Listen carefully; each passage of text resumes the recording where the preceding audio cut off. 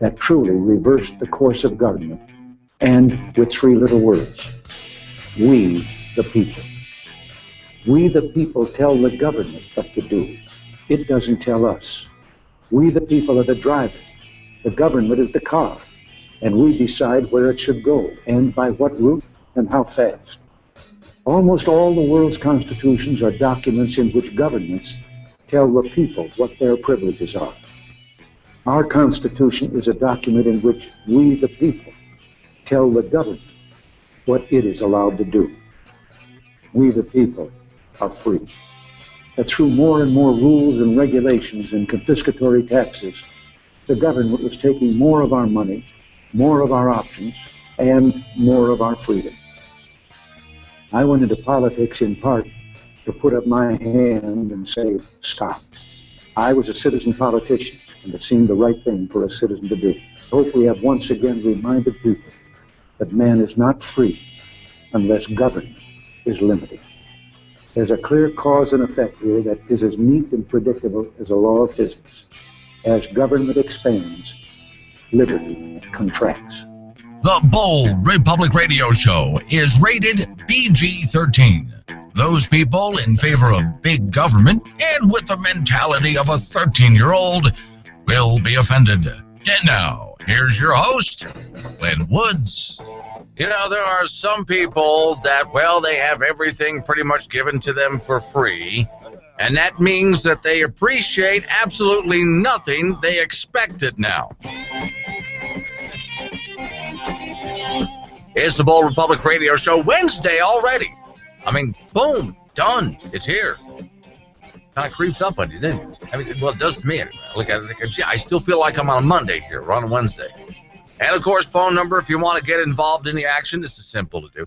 307-363-4093 is the phone number. That's 307-363-4093. And, of course, pretty much everything I talk about, a whole lot more, you'll find it on my website, which is boldrepublic.com. So I wanted to play the audio for this, but I would have to bleep out so many words because the woman's mouth was so foul. So I just want you to picture this. This is what the audio would sound like if I were to play it for you and bleep out the foul language. I want you to imagine that somebody has just died on the operating table. That long tone that you hear because there's no heart pulse. That's what the bit would sound like if I played it for you. It's a woman. In this case, she's from Australia, but it really doesn't matter because America, same thing. We got the same problem. She's outside of her local government office, and she is screaming mad. I mean, to the point that they've called security. And she's even mad that they called security on her. She's surprised they called security. What got her so mad? Well, she was there to collect her money from the government so she could go pay her rent. And for whatever reason, they just decided, you got no money coming. And so now she's mad as hell. Headline of the story, who's gonna pay my rent? Welfare goes off after getting denied. So here's somebody again who's screaming, hopping mad because they just expected to show up and the money was going to be there. And now that the money's not there, this lady cannot imagine how she's supposed to pay the rent. Well, why don't you pay it? I would like to ask her that because I posted this on Facebook just to see what kind of reaction. And I'm happy to say, person after person who responded to this said the same thing. Why do you pay it? Why are you expecting everybody else to pay? There's the problem. I don't have an issue at all. Somebody's in hard times, somebody's down and out, and we offer them a little assistance up. I have no problem with that. But when you have generations of dependency, and it's not just America, it's across the world that this is happening. Now, at the same time, yesterday, I told you guys that the Republicans were working on a budget plan. And this plays into it as far as I'm concerned. I'll tell you what the details of the budget plan are in just a minute, because I've been looking them up, and I got some really good information on what did I say Democrats, Republicans, are planning on doing with this proposed budget. But here's the problem that you'll find online. This is where you have to wade through the politics. See, what the Republicans said that they were going to do was not cut spending anywhere, but slow the rate of growth. That's the first thing that they said they were going to do. Nobody said any spending was going to actually be cut anywhere. They were going to slow the rate of growth. Then they were going to take some programs and shift them over to the states so the states can take care of them rather than the federal government because, you know, national debt. This was their idea. And they said if we stick with this program, we could balance the budget out in about 10 years. Balance it in 10 years. Well, of course, now here's the answer to this. First off, to be straight with you, the answer is, and we're going to get into this, they could balance the budget this year. It would cause some people some pain, especially those people who have become dependent on government, who expect their rent to be paid and everything else to be paid. Like the woman I told you about yesterday here in America who wanted cash from her EBT card, and she wasn't going to get the cash. The clerk at the convenience store says, ma'am, I can't do that. That's only for food. Mad as hell, yelling at the clerk. He's just doing his job. All right, so we get on social media today. I'm just going around looking, engaging where people are at with the Republicans' plan just to cut the rate of growth. So it's not really a cut. It's the cut in the rate of growth. And what you're hearing from the liberals out there is, well, they plan to completely cut food stamp programs and Medicare and Medicaid to the poor, and people are going to starve and die in the streets, and it's nothing of the sort, not at all. I just answered them simply, here's the Republican plan. Read it. Nobody said they were going to cut anything, just reduce the rate of growth. Now, of course, my answer should be, well, some of these programs should be completely cut. Some of these programs should be completely, absolutely ended. What if you just did this, though? Can you imagine the outrage? Paul Ryan was one of them who suggested a couple years ago, if we just did something this simple, if we just froze government spending where it is right now. So in other words, don't adjust up for inflation. Okay? Government agencies do not get an increase anywhere. Now in Washington, D.C., that's a cut. They call that a cut. And just free spending and no new government programs. That's all we're asking. Did you hear? I could just say the Democrats, but Republicans too and the bureaucrats. You hear how they screamed and squealed? Remember when the suggestion was made? Just a suggestion. What if we just quit spending money, sending any money to NPR and PBS? Because NPR and PBS, they make enough money on their own that they don't need anything from the federal government at all. They're not going anywhere. You can cut off the federal government funds to NPR and PBS, and those companies, and they are independent companies that were started by the government, they'll be fine. They'll still be here next year. Nothing really will change. And of course, you saw politicians come out on front steps of the Capitol with Big Bird and other characters like that. These characters will go away. No longer will you have Sesame Street, which was all coarse crap. This is what happens when you try to make a basic cut. Now think about this for a minute. From the welfare queen who's screaming, who's going to pay my rent, to the politician, to the bureaucrat, who expect you to continue to send them more and more money every single year, and just throw a fit if you even suggest for a moment that maybe we just not spend any extra money, not make any cuts, just not give anybody any raises. So in other words, what I'm saying to you folks is, as I told you the story about the welfare queen who's screaming, who's going to pay my rent? And then the welfare queen in California, what do you mean I can't get cash from my EBT card? Okay. Take those people.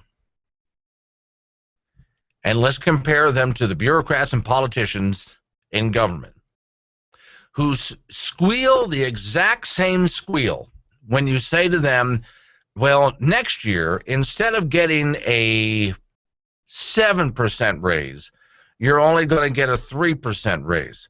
What? Bloody murder. And so I got to ask you the question, really, who's addicted to government more at this point? Because all we have is people now addicted to taking money from you. They're just used to it, to taking money from future generations. They're just used to it. They're expecting it. They feel entitled to it. They don't understand where it really comes from. There's one woman, a commentator now, California is where she's from, who was a welfare queen until one day she found out where everything comes from. It blew her away when she found out where everything comes from. When she found out where how tax money was taken from you and brought through the government system in order to give her the free stuff, and you had no say in the matter. And she did feel entitled to it. Now, of course, she's a conservative and even a conservative commentator, but someone who actually got to see firsthand, and her conscience, she was just kind of, her conscience just stopped her. She said, I can't do that anymore. I just simply, in my right mind, cannot justify just taking from people like this. It's just not right for me to do it. And so she doesn't anymore.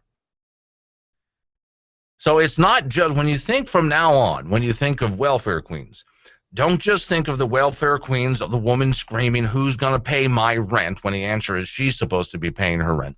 Don't just think of that. Don't just think of the welfare queen who wants cash for her EBT card or thinks she deserves her free Obama phone. Don't just think of her.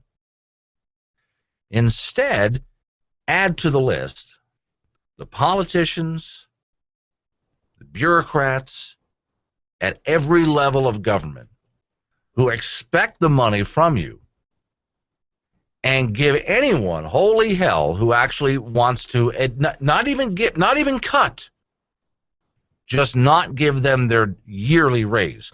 Do you get a raise every single year at your job? Do you? Yeah, I didn't think so. Hey, a lot of people riding around right now with dirty, filthy, disgusting, horrible cars because yesterday's weather, where I am anyway, in the city I'm living in, was nasty. And so everything got all dirty and muddy again, inside and out. So there's a place you can go to clean your vehicles. And if you have company vehicles, you can clean them as well through Fast and Furious Detailing, inside and out. They'll clean it all. It doesn't matter if you have a fleet of vehicles or it's just your old, humble, little family car. Fast and Furious Detailing. They serve Northeast Wyoming. They're located in Gillette, Wyoming.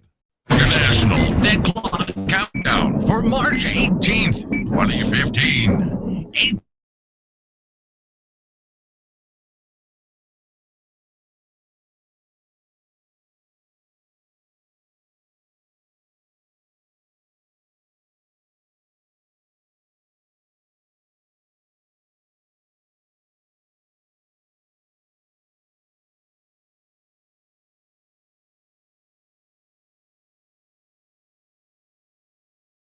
They don't have karaoke, but that doesn't stop anyone. Open at 6 a.m. so you can stay longer. Affordable drinks so you can buy more. Jack's Liquor and Bar, your hometown bar with your hometown friends. Well, and the one guy you're not real too sure about. What's up, dude? Jack's Liquor and Bar, your adult daycare center. 302 East 2nd Street, across from the Napa Auto Parts Store, Gillette, Wyoming. I'm Professor Burke from Farmers Insurance, and this is 30 Seconds of Smart. So you want discounts on your home insurance? Upgrade your roof. Upgrade your plumbing. Get a burglar alarm. Get a fire alarm. Combine policies with your spouse. Bundle your coverage. Quit smoking. And, of course, talk to farmers, because the more you know about home insurance, the more you can save. We are farmers. Get smarter about your insurance at farmers.com. Stop by and see Lyle Austin, 201 West Lakeway Road in the Lakeway Professional Center, 686-5002. That's 686-5002. Are you looking for employment in the energy industry? True Companies are hiring. The True Companies consists of several companies in the oil, gas, transportation, and agricultural business. Black Hills Trucking is currently currently hiring mechanics in Gillette and Casper, Wyoming. Belfouche Pipeline Company is currently hiring gaugers in Gillette, Wyoming, and North Dakota areas, roustabouts in Wyoming, and pipeline controllers in Casper, Wyoming. These are full-time positions with competitive salary, 100% funded profit-sharing plan, vacation, life insurance, family health, tuition, reimbursement, 401k, employer match, safety awards, and incentives. Must be able to pass an employment drug screening. You can view all current positions at truecost.com. That's TRUECOS.com. True Companies are an affirmative action, equal opportunity employer. To everyone. Subject, an email about email. It seems like everything these days generates email. Every treaty, every trade negotiation, every real estate transaction, and pretty much every lobbyist you talk to makes more and more email. And juggling all those emails can be tough. It's a chore to carry around multiple devices. For most people, it's one device for work, one device for home, and one device for liaising with billionaire Arabs. That's why we made Hillary Mail, the all-in-one email solution for work, for yoga class, or for highly classified information. Your messages are stored far away on a server in the garage of a luxury home in rural New York, protected by a 10-foot fence and a state-of-the-art Secret Service agent named Phil, making sure your email is far from the reach of freedom of information laws, congressional oversight, and journalists. And for extra peace of mind, you have the ability to disappear anything you don't want anyone else to read, regardless of your ethical obligation. Opt for convenience. Opt for Hillary Mail. Hillary Mail is not protected from hacking. This show runs on lots of cigars and lots of coffee. So it's sort of like a London fog look in the studio. With that hyper-nervous feeling as if Jack the Ripper was on the loose. Creepy, but entertaining. It's Glenn Woods. All right, here comes the problem when you get into something like I'm about to tell you guys. Every time somebody says, so let's talk the federal budget, first thing you hear is, no, it's not. It's important that we take a look at this, so hang in there, because I can do this in just a couple of minutes for you, okay? This is one thing I kind of pride myself on doing. Some of this stuff is really detailed and hard to get into, and so I spend a lot of time trying to figure out how to get through this information for you guys in a way that's just not going to put you to sleep and you can relate it to your friends. Okay, so I can honestly say I pride myself in doing that for this radio show. So, okay, the Republicans have said that they are going to balance the budget out. Here's the story. So just in case you're wondering about it, Republicans control House Budget Committee, reassured Americans in this budget plan released this week, congressional Republicans are committed to increasing federal spending. So don't worry about it. If you thought they were cutting anything, and if you get out there on the interweb with social media like I was doing today just to gauge what people were talking about, and you see, well, they're going to cut spending to the poor. The answer to those people is, obviously you didn't read the Republicans' plan. They're increasing spending. They're not decreasing spending, okay? Their intention is to prudently perfect welfare state programs, which in this budget they discuss with careful rhetoric. They're very careful with their language. That won't mean a hill of beans, by the way. They're very careful with the language. That's not going to mean a thing. They're going to tear them apart. Okay, so they say, yes, we will repeal Obamacare, but Medicaid and food stamps, they will reform those. Medicaid, they said, is an important program that offers health care coverage for Americans with insignificant financial resources, including low income and parents with, and so on and so on, seniors. Strengthening and saving, securing programs like Medicare and Medicaid is not necessary to address, they said, the nation's fiscal well-being. The Republican plan would completely repeal Obamacare's medical expansion or Medicaid expansion, along with the rest of Obamacare, which would save us almost $2 trillion over 10 years if they managed to do that. But it seeks to fix Medicaid, quote, through state flexibility funds. In other words, they're going to transfer it over to the state. There's the short answer for you, right? It also envisions covering food stamp programs. Now, again, on social media, I'm watching out there, what are the Democrats saying? What are the liberals saying? Well, they're going to cut Social Security. They're going to cut food stamps. They're going to cut Medicaid. Let's go back to the food stamp thing. They're just going to cut food stamps, are they? They're just going to cut food stamps. That's not what the Republicans said. They never said anything about cutting food stamps. It envisions converting the food stamp program into state flexibility funds so the state governments have the power to administer the program in ways that best fit the needs of the community. Okay? All right. There is no change made in the food stamp program until 2021, so that states have enough time to build their own program and craft innovative solutions. That's what they're saying here. So you got to be careful about what you're being told by either side of the argument in this argument, okay? All right. Quote from the Republicans here. Under current policy, the federal government will spend $48.6 trillion over the next 10 years. Under the Republican budget plan, it will spend roughly $43.2 trillion. So instead of 48.6, it'll be 43.2. The budget does not make sudden cuts. Instead, it increases spending, what they say, as a more manageable rate. Their words, not mine. On the current path, spending will rise by an average of 5.1%. That's what's happening right now. The Republicans say, instead, let's increase spending every year by 3.3%. Just pause right there for a minute. What I'm saying is not enough, folks. Hey, you know, I'm glad you're trying to take some steps here. And it's funny to listen to the hysterics on the left from this, the lies on the left, but still, nobody is cutting anything. Nothing is being cut. So what if they just did this? Because I would be in favor of this. I would not complain if they just did this. What if they just froze spending? And I'm just going to pick a time. For the next 5 years, they just froze spending. No new government programs. Nobody's getting a raise anywhere. Government is not going to grow for the next 5 years. Now, can you imagine? What was I saying just before the commercial break? Just like you hear welfare queens out there scream bloody murder when they find out government is not going to pay their rent. They're not going to get an Obama phone. They scream bloody murder. They're not allowed to use their EBT cards for cash. They scream bloody murder. And you and I are outraged at the sense of entitlement from these people. Well, same sense of entitlement for government here, for the politicians and the bureaucrats. You are supposed to thank the Republicans now because they've slowed the rate of growth.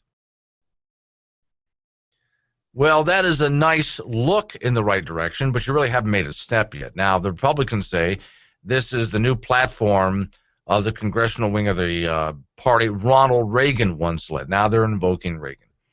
We will increase federal spending by 3.3% per year, but while increasing spending, House Republicans will plan also to balance the budget. True, they will not do it next year or the year after that or the year after that or the year after that, or, pardon me for being redundant, the year after that, or the year after that, or the year after that, or even the year after that. But they will do it the year after that, which will increase, in case you've lost count, 2024. That's when that would happen, by 2024. This reminds me a lot of some of the spending cuts that were proposed, well, under sequestration. Under sequestration, what they said was, hey, we're going to cut this spending over the next 10 years. Do you honestly think, and it was a paltry amount, do you honestly think that if the Republicans and Democrats got together and promised to cut, and I'm just going to pick a number, $500 billion, which is nothing with this budget, over the next 10 years, that is actually going to happen over the next decade? Why don't you just cut it now?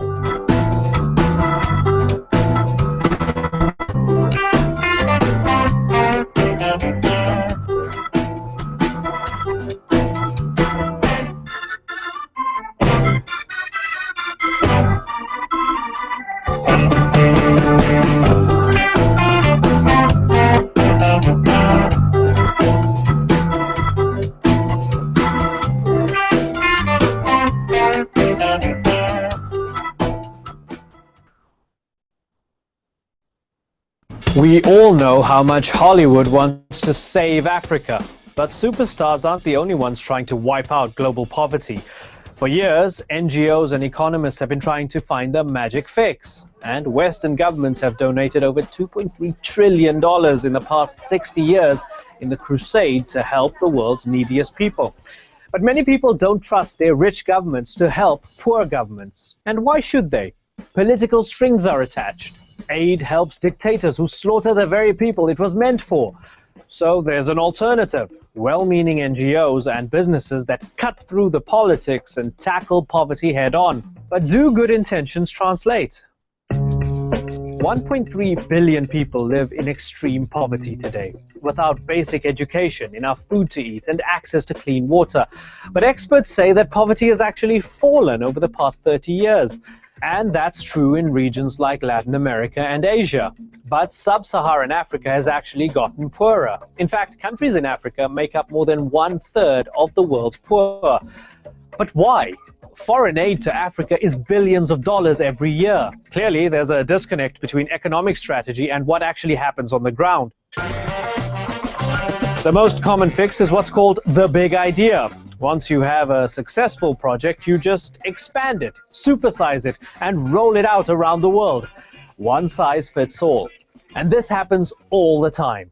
Take a project led by Jeffrey Sachs, a rock star of economics who works with A-list celebrities like Bono and Angelina Jolie in his quest to save the world. Sachs proposed the Millennium Villages Project, a massive experiment in foreign aid. The project gave 14 extremely poor villages in 10 countries money and infrastructure to jumpstart them into self-sustainability. His teams built schools, health clinics, and roads. But many believe his multi-million-dollar initiative was a failure. In his goal to improve these communities, he changed them in ways he couldn't predict. Money, food, and clinics drew people from far and wide. Nomadic communities turned into shanty towns, streets filled with garbage. There was theft, disease spread. The project introduced cash, goods, and services that changed the ecosystems of these communities. We don't know what works, where, or why unless these plans are tested before, during, after, and constantly. What might work in a town in Uganda may not work for a community in Kenya, which is why big ideas are a big problem. And then there's innovative businesses like Tom's. They're the shoes that flannel-wearing hipsters love to wear. When I buy a pair of pink, sparkly Toms, a poor kid in Africa gets a free pair of new shoes. Sweet!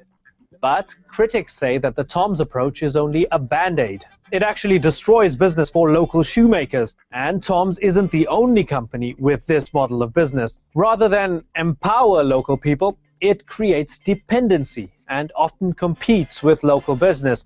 Instead of helping the poor, it may make them poorer. Now, these are just a few factors in the aid debate, and there are many, many more. Government corruption, local laws, the media, and short-sighted celebrities also contribute to the dysfunction. But despite this, we can't ignore reality. Foreign aid alone has never transformed a poor country into a rich country.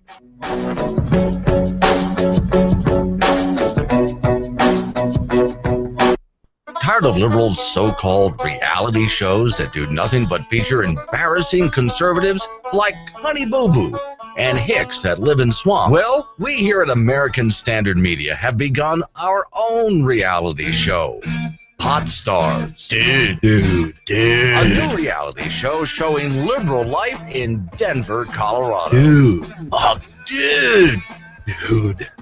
Wow. Sweet. And tune in next week for a special jaw-dropping episode. Whoa. All new from American Standard Media. Reality shows featuring liberals. Now, we admit the shows are not as interesting because, as usual, conservatives are doing all the work.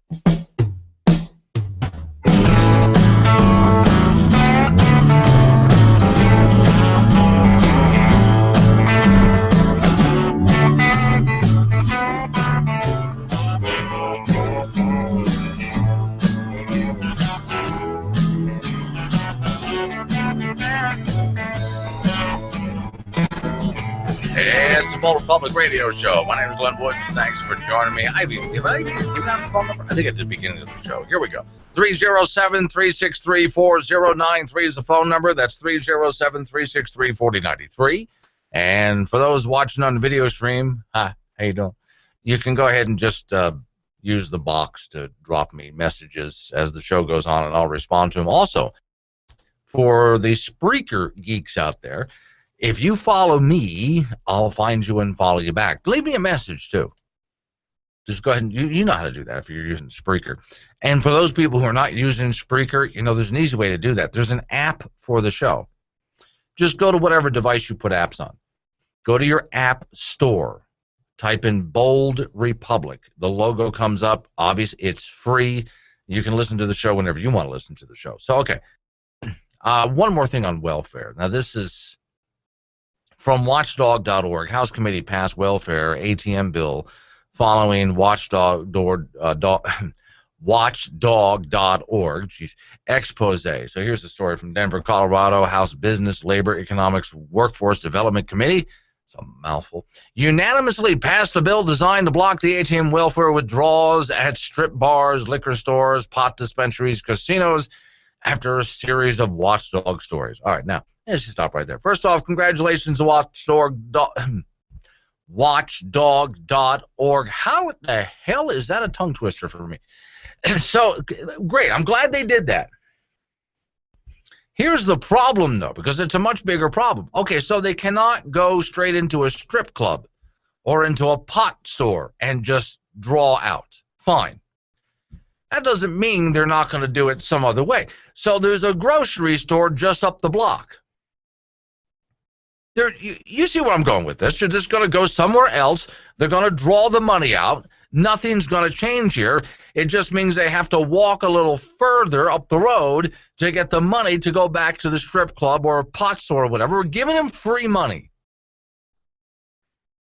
Now, if you listen enough to talk radio, you know that over the years, there's a lot of stories out there about people have gone on cruises using their welfare cards. Cruises. They've taken vacations. And while out there, they've used ATMs to draw out money and go on vacations. There's scam after scam after scam. And yet, what? Everybody who is on the program needs it? Is that what we're saying here? Because I'm betting there's a lot of people who just don't need it. I'm thinking anybody who's caught. In fact, wait, you know something? I just came up with a better idea than this law. Who's the writer of this article here? Ooh, I got to get a hold of him. This is Arthur Kane from Watchdog. Okay, Mr. Arthur Kane, I have a better idea. This is the law they passed. So you allow them to go into strip clubs and pot, dispensaries and whatever stores and liquor stores, and you allow them to use their welfare card. And the moment that their welfare card is registered as being used in one of those places, their welfare card is canceled. There. Now, I still think the answer is going to be they're going to go up the road and just get the money from some other ATM and then go back to those places. But at least we can weed out a few freeloaders here. We can at least catch a few people right up front at the beginning. Just quietly change the law and don't tell them. Look, you could probably announce it on the news anyway, and a lot of these people will never know. They'll never find out because they don't watch the news. And they go and swipe their card at some strip club or to buy some marijuana, and their card is suddenly canceled, and they're not allowed to have another one. Now, I think, well, that would be weeding out the freeloaders, don't you think? This is Bruce at Marshall Jewelry here in Gillette. Aquamarine is the birthstone for March. Aquamarine is the blue to greenish blue variety of beryl. When beryl is green, we know it as emerald. In ancient times, aquamarine was thought to impart courage to the wearer, cure laziness, and quicken the intellect. One of the largest gemstones ever found was a 220-pound crystal of aquamarine in Brazil. Aquamarine is found around the world, including the Bighorn Mountains here in Wyoming. Aquamarine looks beautiful in either white or yellow gold. Come see our selection at Marshall Jewelry, where she'll love it, guaranteed. Hey, gun enthusiasts, it's Gillette's Friends of the NRA 19th Annual Banquet. So get your tickets now before they sell out again, just like they've done every year before. This year it's April 25th, 2015 at 5 p.m. at the Camplex Energy Hall in Gillette, Wyoming. $40 for adults, $30 for 14 and up. Banquet raffle tickets available at Rocky Mountain Discount Sport, Gun Traders, 4T Pawn, Gillette Pawn and Gun, TNT Guns and Ammo. For more information, call 307-941-9669. That's 307-941-9669. Gillette, Friends of NRA, 19th Annual Banquet. Don't miss it. See you there. Hey, come on, let's go to the office saloon. I'm not in the mood. Not for the usual reasons. It's for a good cause. I'm in a bad mood and I'm staying right here. Come on. Leave me alone. The Office Saloon is holding a special fundraiser for MS called the Bar Olympics. Each participant will play pool, darts, bumper pool, and shuffleboard. There's a $20 entry fee, and sign-ups start at 11 a.m. The Olympics starts at 2. Half of your entry fee will go to the prize money. There will also be a plate of food available for you for only $5, with all of those proceeds going to the National MS Foundation. The Bar Olympics at the Office Saloon will take place Saturday, March 21st, so join us for the Bar Olympics and raising money for MS. Always a great cause. There, you having a good time now? You know, I was in a perfectly good bad mood until you came and ruined it. I'm good at that. To my darling wife and kids, I'm writing to you what might be the last thing I ever say. I'm trapped in the bathroom, you see. The toilet is clogged. If I open the door right now, it might be the end for us all. I think it might go all the way down the sewer line. Maybe the clog even goes to the septic. Well, I'm not sure if it needs to be cleared or pumped. Please call Roto-Rooter right now. They're the only qualified service in Northeast Wyoming. Just go find the card for Roto-Rooter under the magnet on the refrigerator. The guy's name is Brian. The phone number is 307-686-1573. If you don't get this note in time, I love you.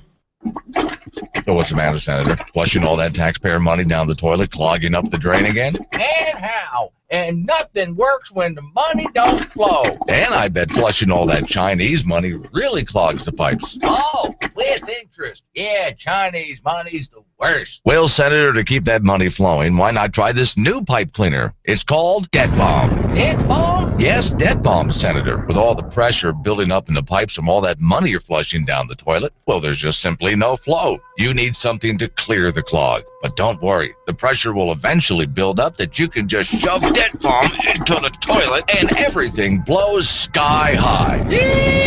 Oh, look at it go. Why, there's nothing left. No, Senator, there's nothing. No economy, no country, nothing. But you say that like it's a bad thing. Endorsed by governments worldwide. It's inevitable. Debt Bomb.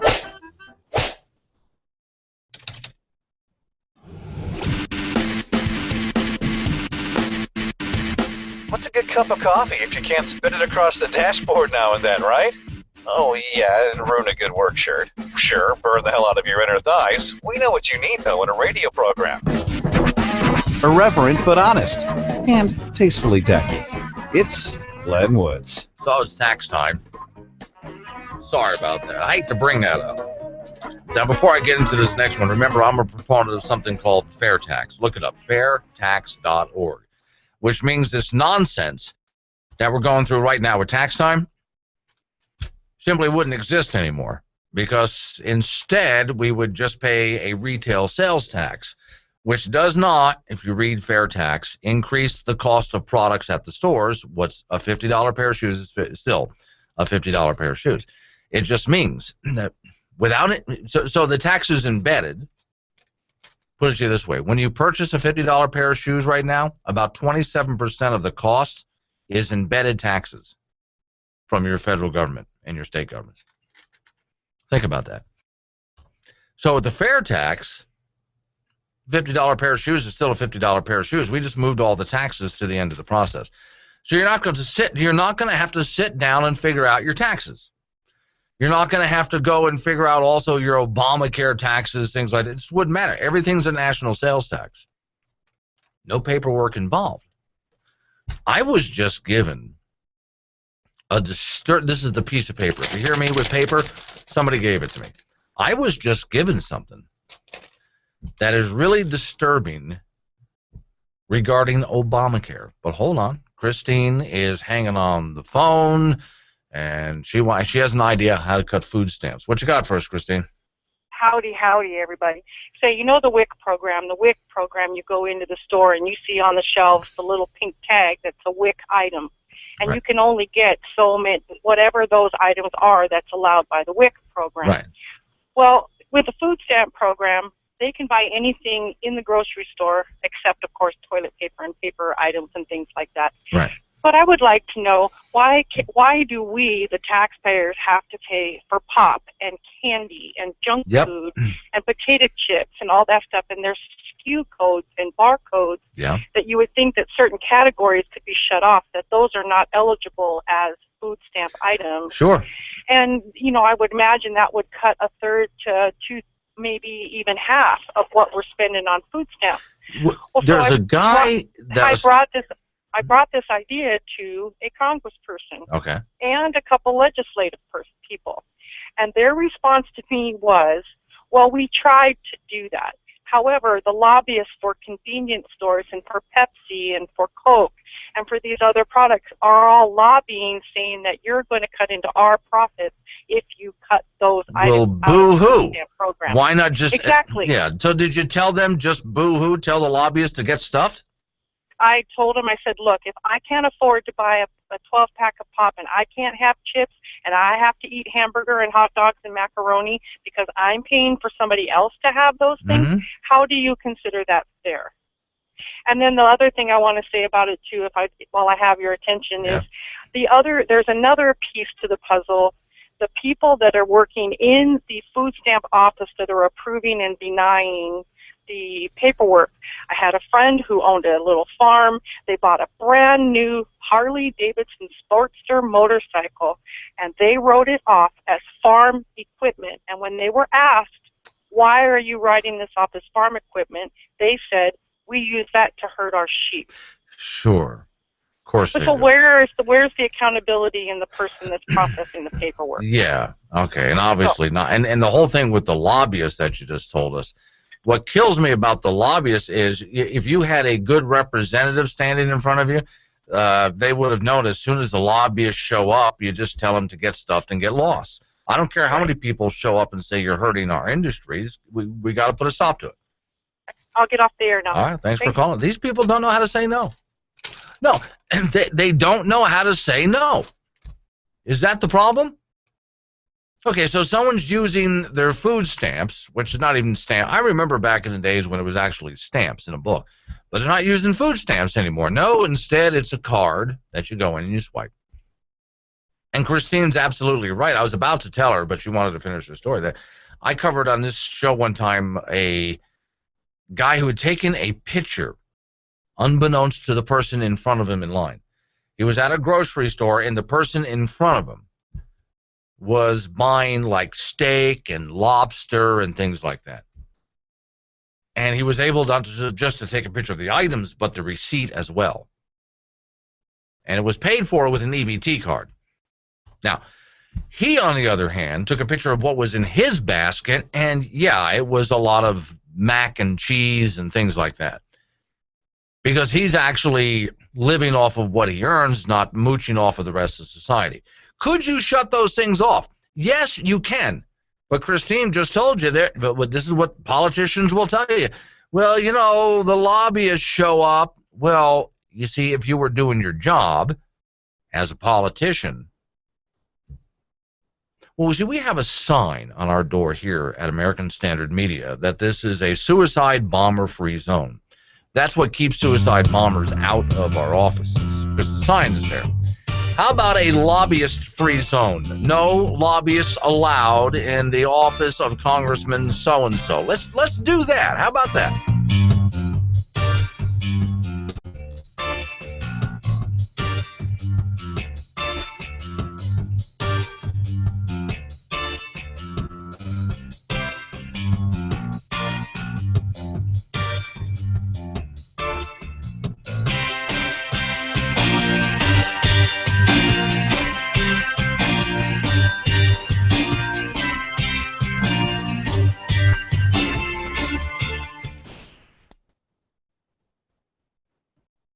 The automobile has remained largely unchanged for over 100 years.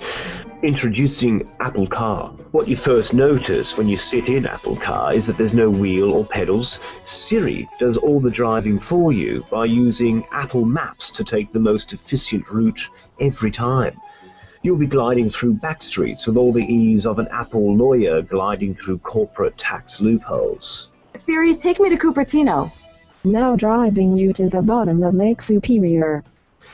Crafted unapologetically in styrofoam, Apple Car can be personalized with a range of apologetic silicon covers that elegantly snap on to protect Apple Car's most important feature, Bono, who will sit in the back seat and play every U2 song on loop for the life of the car. The windscreen itself is made from sapphire crystal, which is 1,000 times stronger than glass, unless something touches it. Like most Apple products, Apple Car doesn't crash, and if it does crash, it's probably because of user error. Apple Car wouldn't be an Apple product if it had windows, so we got rid of them and replaced them with gorgeous Retina displays.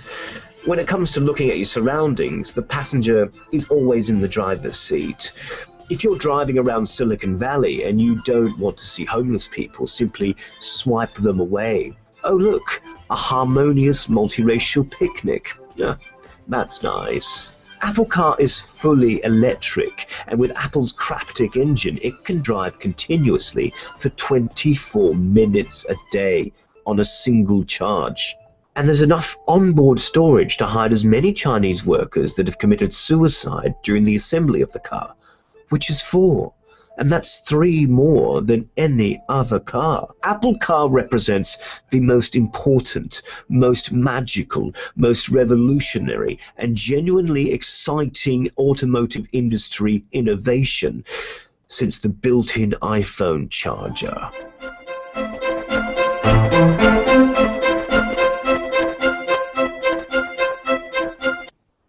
Sorting through the nonsensical nonsense that makes your life a living hell. It's Glenn Woods. OldRepublic.com.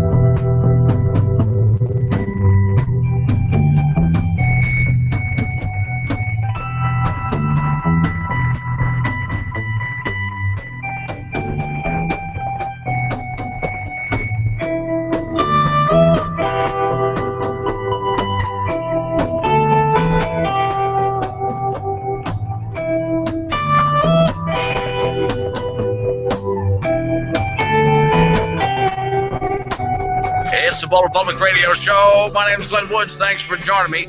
You can do what Christine just did, by the way. 307-363-4093 is the phone number. That's 307-363-4093. And pretty much everything I'm talking about, a whole lot more, you'll find it on my website, which is boldrepublic.com. So, okay, here's the piece of paper that I was handed just before, well, just a couple of breaks ago. It has a number written on it. And the number is over 1,000. Now, the number is how much a family man is going to have to pay because of Obamacare. Now, what I haven't seen, I want to see this. Okay, the way it is right now is Obamacare is insisting that you get insurance, and you have to get government-approved insurance. So this is a father, and then there's the mom, so there's 2, and then there's 3 kids, so there's 5. Okay. 5 people that he's taking care of there, right? All right. How much would it cost if they got Obamacare insurance, approved, government-approved insurance?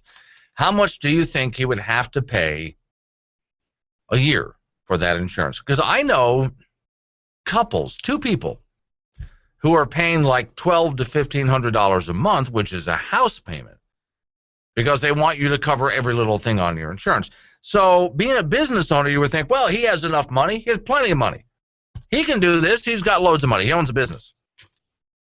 Oh, I guess if you're thinking that, you've never owned a business before, because owning a business doesn't necessarily mean you're rolling in it. I know a lot of business owners who really don't take a whole lot of money home. Okay, so because he can't afford to get health care because he's this business owner, He can't afford to purchase health care through the healthcare exchanges because all the prices are up. They want him to cover everything for everybody. Instead, he has no choice but to pay the fine.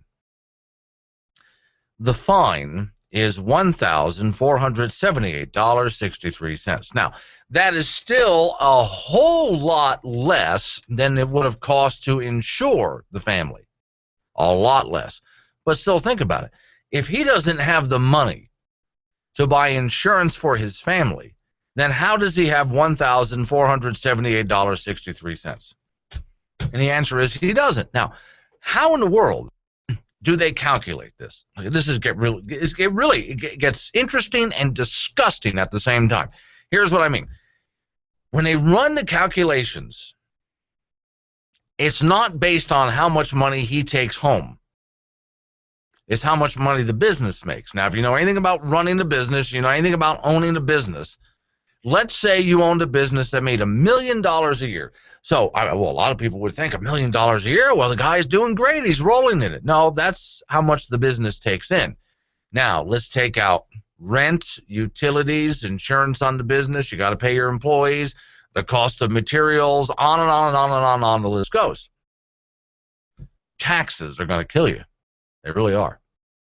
So after you've paid off all of your expenses, how much a year does the business owner get to take home? Oftentimes, this might surprise a lot of you out there, but oftentimes someone whose business makes $1 million a year, they're living in a little ratty trailer somewhere. You'd be surprised. Doesn't mean they get to take all of that home. Running a business is expensive. I know a lot of people who own businesses in this town. I know several business owners. And personally, they're not doing all that well, even though their business on paper looks like it's doing really well. So when you go to pay taxes, depending on how you filed, in this particular case, they're going to calculate how much his business made in order to tell him how much. In some cases, depending on how you file, you have to pay your business taxes and your personal taxes. It just depends on how you want to file all this. It's just a mess. It's a damn mess. And then he has the child credit. You got because you have children, so you get to write them in as a dependent, and you get to deduct that, right? Love this. He wasn't making enough money to declare his 3 children as dependents. Isn't that backwards? Shouldn't it be he's not making enough money so he gets to declare his children as dependents? What if we said instead you're making so much money we're not going to let you declare your children as dependents? But that's not it. You're not making enough money to declare your children. How the hell does that work? That's why I go back to, and by the way, thanks to Obamacare for making this more complicated. Way to go. There are people who can't afford insurance under Obamacare. And they can't afford the penalty either. Brilliant idea. Okay, so let's back off again. I was telling you guys earlier about the fair tax. Real simple.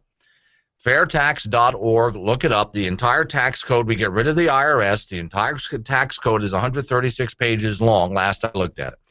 It works it's simply. Right now, when you buy a $50 pair of shoes, about 27% of the cost of the pair of shoes, taxes. Okay, federal taxes. So we take all of that. Companies have to pay along the way. They pass the cost on to you. So let's just take all of that and move it to the end of the process. So a $50 pair of shoes is still a $50 pair of shoes. We're just moving the tax burden to the end when you buy at the retail store. So prices are not going up, and there no longer do you have to sit down before April 15th and go through all of this paperwork here to try to figure out how much you owe the government. Just simply, it all goes away. It would make so much more sense.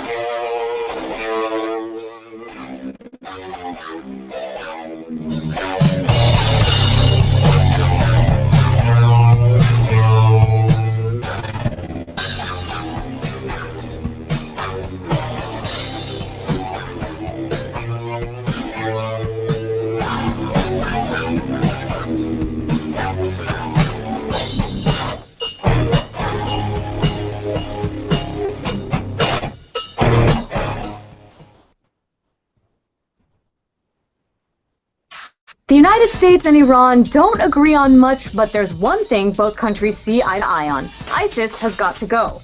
While both the US and Iran are working with the Iraqi government in the fight against ISIS, only one of those countries has boots on the ground. Iran's Al-Quds Force, a secretive elite special ops team, is leading the battle. But who exactly is the Al-Quds military force? Al-Quds is a special ops unit of the Iranian Revolutionary Guard that was formed after the 1979 Iranian Revolution. Much of their activities are carried out in the shadows, and you might call them Iran's answer to the US Navy SEALs. Their commander, Qasem Soleimani, has been designated a terrorist by the US more than once, and he spent most of his career directing covert operations in secret. Until now. Since taking charge of the fight against ISIS, Soleimani has become somewhat of a celebrity in Iran. He's been the focus of news reports, documentaries, even music videos. And Soleimani and his men only report to one man, Iran's supreme leader, Ayatollah Ali Khamenei. Qasem Soleimani and Al-Quds are key allies of Iraq in fighting ISIS, and that's because Al-Quds' core mission is to train and support allied militia groups outside of Iran with weapons, cash, and intelligence. The Al-Quds Force has a murky history of doing just that for over 3 decades. They began conducting secret missions in Iraq's Kurdish region during the Iran-Iraq War in the 1980s. The force has also allegedly supported Hezbollah in Lebanon, the Houthis in Yemen, and helped to crush the uprisings in Syria. Not long ago, the U.S. accused Al-Quds of arming Shia militia groups to attack U.S. troops during the Iraq War. I can say with certainty that the Quds Force, a part of the Iranian government, has provided these sophisticated IEDs that have harmed our troops. But despite a rocky history with the United States, both Iran and the U.S. share the same goal of defeating ISIS. As Aryan Tabatabai told us, there's tolerance of each other's presence in Iraq. There's evidence that both sides know what the other side is doing.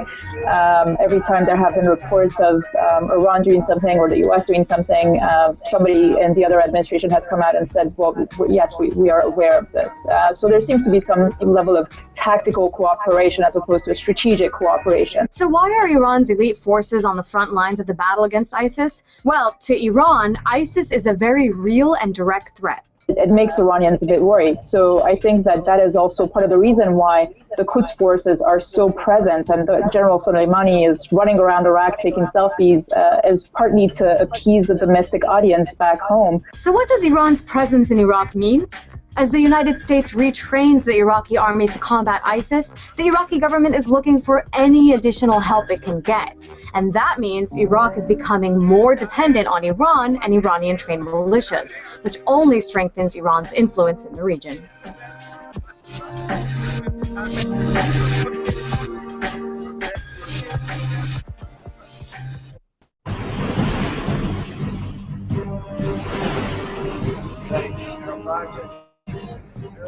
Again, this is the USS Montana requesting that you immediately divert your course 15 degrees to the north to avoid a collision. Over. Please divert your course 15 degrees to the south to avoid collision. This is Captain Hancock. You will divert your course. Over. Negative, Captain. I'm not moving anything. Change your course. Over. Sir, this is the USS Montana, the second largest vessel in the North Atlantic Fleet. You will change course 15 degrees north, or I will be forced to take measures to ensure the safety of this ship. Over. This is the lighthouse, mate. It's your call. Hello, Captain? I think he's gone. Fair enough. I want to thank my mommy for loving me so much, for taking me out to the park, for reading me books, for taking me to the doctor when I broke my foot in ballet rehearsal, for leaving me alone when I wanted to be alone. And now, as a grown-up, I'm thankful for being able to take care of you, my dear Mom, for having the chance to take you to the park, for reading you those books we enjoy so much, for being able to take you to your therapies after you twisted your ankle, for understanding that sometimes you simply want to be alone. Roles change without us noticing. And in your new role, we help you help. Visit aarp.org/caregiving to get practical health and wellness tips to provide even better care for your loved one. Remember, Visit aarp.org/caregiving. AARP. We help you help. A public service announcement brought to you by AARP and the Ad Council. No, Glenn, it doesn't matter if you're part owner of the company. No cigars in the studio. Oh, what is that smell? Put your shoes back on. I don't want to smell that. Look, if you want good talent, you have to put up with some bad habits. Let's get back in there with the original bad habit boy, Glenn Woods. I'm not paid for what we spend by the middle of the decade.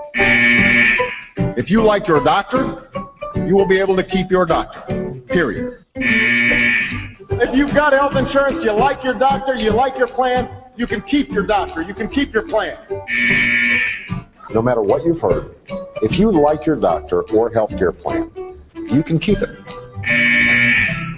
For the first time in more than a decade, imports accounted for less than half of what we consumed.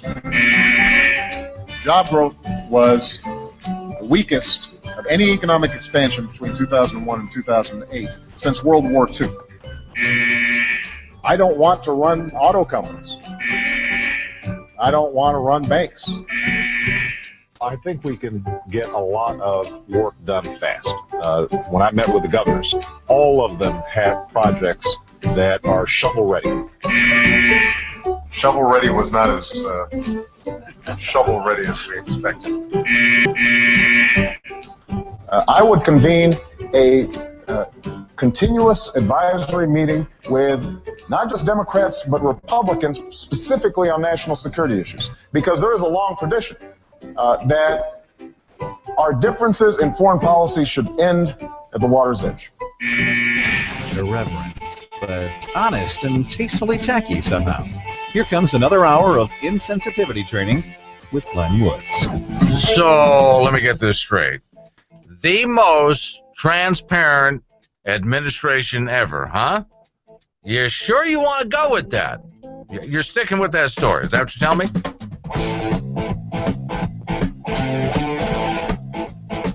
It's the Bold Republic Radio Show. My name is Glenn Woods. Thanks for joining me. Phone number to get involved in the program, and it's open phones at this point. If you want to change the subject, interrupt me if you have to. That's fine. Phone number 307-363-4093. That's 307-363-4093. And for those people that are watching on the video stream, there's a box right over there. You can go ahead and leave questions, comments, obnoxious, and snotty remarks, and I'll get to them during the course of the program. So, okay, let's go to the Wayback Machine. We're going to go listen to President Obama. Oh, does it matter? If running for president again, or sometime in the middle, does it really matter? I won't stop fighting to open up government. Now, this is hard to do because we don't control every branch. But I can tell you, we have put in place the toughest ethics laws and toughest transparency rules of any administration in history. By the way, this is the first administration since the founding of the country where all of you can find out who visits the White House. First time in history. And that's just one example of how we're trying to constantly open up the process. And so long as I'm president, I won't stop fighting to cut waste and abuse in Washington, to eliminate what we don't need, to pay for what we do, to rein in exploding deficits that we've been accumulating, not just last year, but for the last 10. All right, so let me tell you what's wrong with part of that. First of all, the transparency thing. Yes, I got a story I'm about to tell you guys. Well, hold on, not just the transparency thing right there. He says, for the first time since the history of this country, oh, well, anybody who visits the White House, they're going to write it down. Hey, I got news for you. That's been on the books for a very long time. That's nothing new. That's been around for a very long time. As a matter of transparency, somebody goes to visit the White House to see the president or anyone in the administration. It's logged. It's a matter of public record. And all the idiots listening to him applauding that one. Oh, yeah, that's a brand new thing. Yes, it's not new. It's been around for I don't know how many presidents now. A very long time. What he's not telling you, but I've covered on this program many times, is that this administration is caught. There's a Starbucks right across the street from the White House. Now, I know that is shocking to you, that there is a Starbucks right across the street from the White House. What is shocking is, so let's say you walk out the east side of the White House and there's a Starbucks. What's shocking is that there's not a Starbucks on the north side of the White House, on the south side, and another one on the west side. What's also shocking is that there is not a Starbucks on every single corner of the block as well. But that's just amazing to me. But at least there's one within walking distance. So they don't have to put this on the books to say that so-and-so visited the White House. Instead, what they do is they go to the Starbucks across the street. That way they can have a private meeting over there without it being a matter of public record. And that's not the only place they meet people. So we've also found that people have been in the White House and it just was not written down. So you know that's a lie. Hold on, because I got a story that goes with that, but hold on. See, I'm still in the I'm teasing you phase. Here's tease number 2. Track record of transparency. I'll make our government open and transparent. We'll do it in a transparent way. I want transparency. I want accountability so that the American people can be involved in their own government. Let me say it as simply as I can. Transparency and the rule of law will be the touchstones of this presidency. This is the most transparent administration in history. Headline. New federal data shows government transparency is the worst it's been since Obama took office. I'll also institute an absolute gift ban so that no registered lobbyist can curry favor with members of my administration based on how much they can spend on a fancy dinner. I'll make our government open and transparent so that anyone can ensure that our business is the people's business. Justice Louis Brandeis once said, sunlight is the greatest disinfectant. And as president, I'm going to make it impossible for congressmen or lobbyists to slip pork barrel projects or corporate welfare into laws when no one's looking, because when I'm president, meetings where laws are written will be more open to the public, no more secrecy. That's a commitment I make to you as president. Yay, said all the sheeple, and none of that came true. You might think this story is going to be from Fox News for those on the left out there that are listening right now, but no. Headline, Washington AP News. For the second consecutive year, the Obama administration is more often than ever censored government files. That's not allowed government files out, but when they did, they censored them or outright denied access to them under the U.S. Freedom of Information Act, according to a new analyst of federal data by the Associated Press. So let me just wrap that up real quick so we'll get to the rest of the story. So what this means is people are using the Freedom of Information, which is law, a FOIA request, which is law, and the Obama administration either delivers it heavily redacted to the point that you can't even understand what's being said, or no, we're just not going to do that. And what's really interesting is conservative organizations that file a FOIA request, it takes years for that request to be fulfilled, if it is at all. But if a liberal organization like MSNBC files a Freedom of Information request, oh, they can pretty much expect to get it overnight. The government took longer to turn over files when it provided any, said and even said that it couldn't find documents and refused to record a number of times to turn over files quickly. How long it took to turn over a file quickly, especially if it was newsworthy. It also acknowledged in 1 in 3 cases that initial decisions to withhold or censor records were improper under the law, but only when they were challenged. The backlog of unanswered requests. You want to take a guess at this? The backlog at unanswered requests at year's end grew remarkably by 55% to more than 200,000. Wow. Unanswered requests. Now, that doesn't necessarily mean 200,000 different requests. It could be oftentimes people requesting again and again and again just because they're not getting any answers. The government's new figures published yesterday, covered all requests to 100 federal agencies during fiscal 2014 under the Freedom of Information Law, which is heralded globally as a model of transparent government. How the hell is that? So other governments in the world are less transparent? I mean, I would expect North Korea to be less transparent. I would expect China to be less transparent. I would expect Vladimir Putin's government to be less transparent. Is that what you're telling me?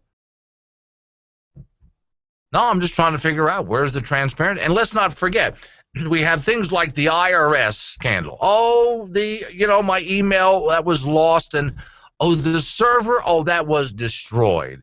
And they're not the only government agency that did that, but this is the most transparent administration ever. All right, well, let's read on here. They showed that despite disappointments and failed promises by the White House to make meaningful improvements in the way it released records, the law was more popular than ever. Citizen journalists, businesses, and others made a record 714,231 requests for 714,231 requests for information. U.S. spent a record $434 million trying to keep up. Now, the real answer here is it shouldn't take. All right, in the old days of technology, simple as this. In the old days of technology, if you went to a government agency and said, I would like to see the following documents of whatever happened in the following meeting, it would take a secretary to write down your request. She would have to get up and go back to the filing cabinets in whatever massive room that was in, pull all of the documents for you. She'd have to find it all. And so that's why a request made for some document would take so long. Makes sense, right? Okay, this is the modern information age. If they really wanted to be transparent, then all of this stuff would just simply be up online. And whenever you said, I would like to have the following information, you should be able to just type it in, and there it is. What do you mean you have to wait for someone to go get it for you? Now, I can understand some older information that hasn't been put online yet, that hasn't been officially filed yet. Yeah, I get that. But they should have some computer system somewhere where you're allowed to log in like a library and just search yourself. And boy, that would save a lot of money. That would save a lot of time too, right? But the people in government wouldn't want something like that, because that means that they don't, like Hillary Clinton, don't get to filter what you see. But this is the most transparent administration ever.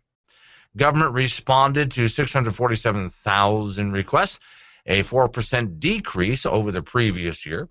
The government more than ever censored materials at turnover or fully denied access to them by 39% of all requests. Sometimes the government censored only a few words. Other times, maybe an employee's phone number or something like that.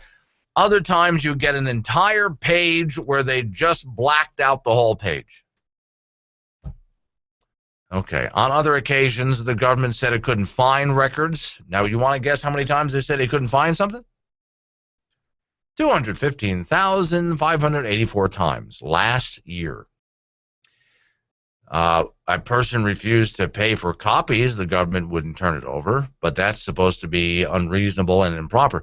White House touted its success under its own analysis. It routinely excludes from its assessments instances when it couldn't find records. So if they just say, I can't find the record, then they don't have to say that they're not applying or complying with the law. Well, no, we're not holding information back. We just couldn't find it. Does that sound familiar recently? Okay.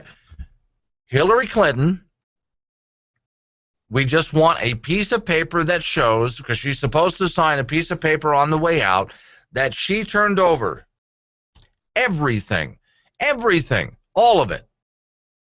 Everything from emails to all other documents, she's turned them all over. She signs that paper. She's free to go. Where is that piece of paper that she acknowledged that she did that? It's been over a week now. And they still can't find it? Latest word is, well, maybe we don't have it. See, if they deny that they can't, well, if they just say they can't find it, then they don't count it as withholding it or denying it. Oh, we just can't find it, that's all. Still, a record low since President Barack Obama took office, using the White House math. So even if you take out all those times they just couldn't find something, you're still worse off than any other administration. The government's responsiveness under open records law is now an important measure of transparency. Under the law, Citizens and foreigners can compel the government to turn over copies of federal records for zero or little cost. Anyone who seeks information through the law is generally supposed to get it unless disclosure would hurt national security, violate personal privacy, or expose business secrets or confidential decision-making in certain areas. It cited such exceptions a record 554,969 times last year alone. Under the president's instructions, the U.S. should not withhold or censor government files merely because it might be embarrassing. But federal employees last year regularly manipulated the laws. In emails that AP obtained from the National Archives and Records Administration about who paid for Michelle Obama's expensive dresses, the agency just blacked it out a sentence.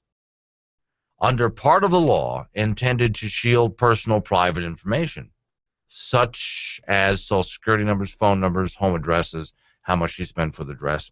But it failed to censor the same passage on a subsequent page. The sentence, "We live in constant fear of upsetting the White House," comes to mind. All right, hold on, because I got to finish this for you. This is the most transparent administration ever. All right. It's another nice day. Looking at the weather forecast out there, it's going to be nice for a little while longer. So what do? Get yourself outside, but don't do it until you stop by Rocky Mountain Discount Sports. Camping gear, fishing gear. What do you need? Hunting gear. What do you need? Special clothing? Might be mosquitoes out there starting to get warmed up. And what do you need? Rocky Mountain Discount Sports has it. They're in Wyoming. They have 5 locations. Look them up online. There's also a location in Gillette, Wyoming, and Casper.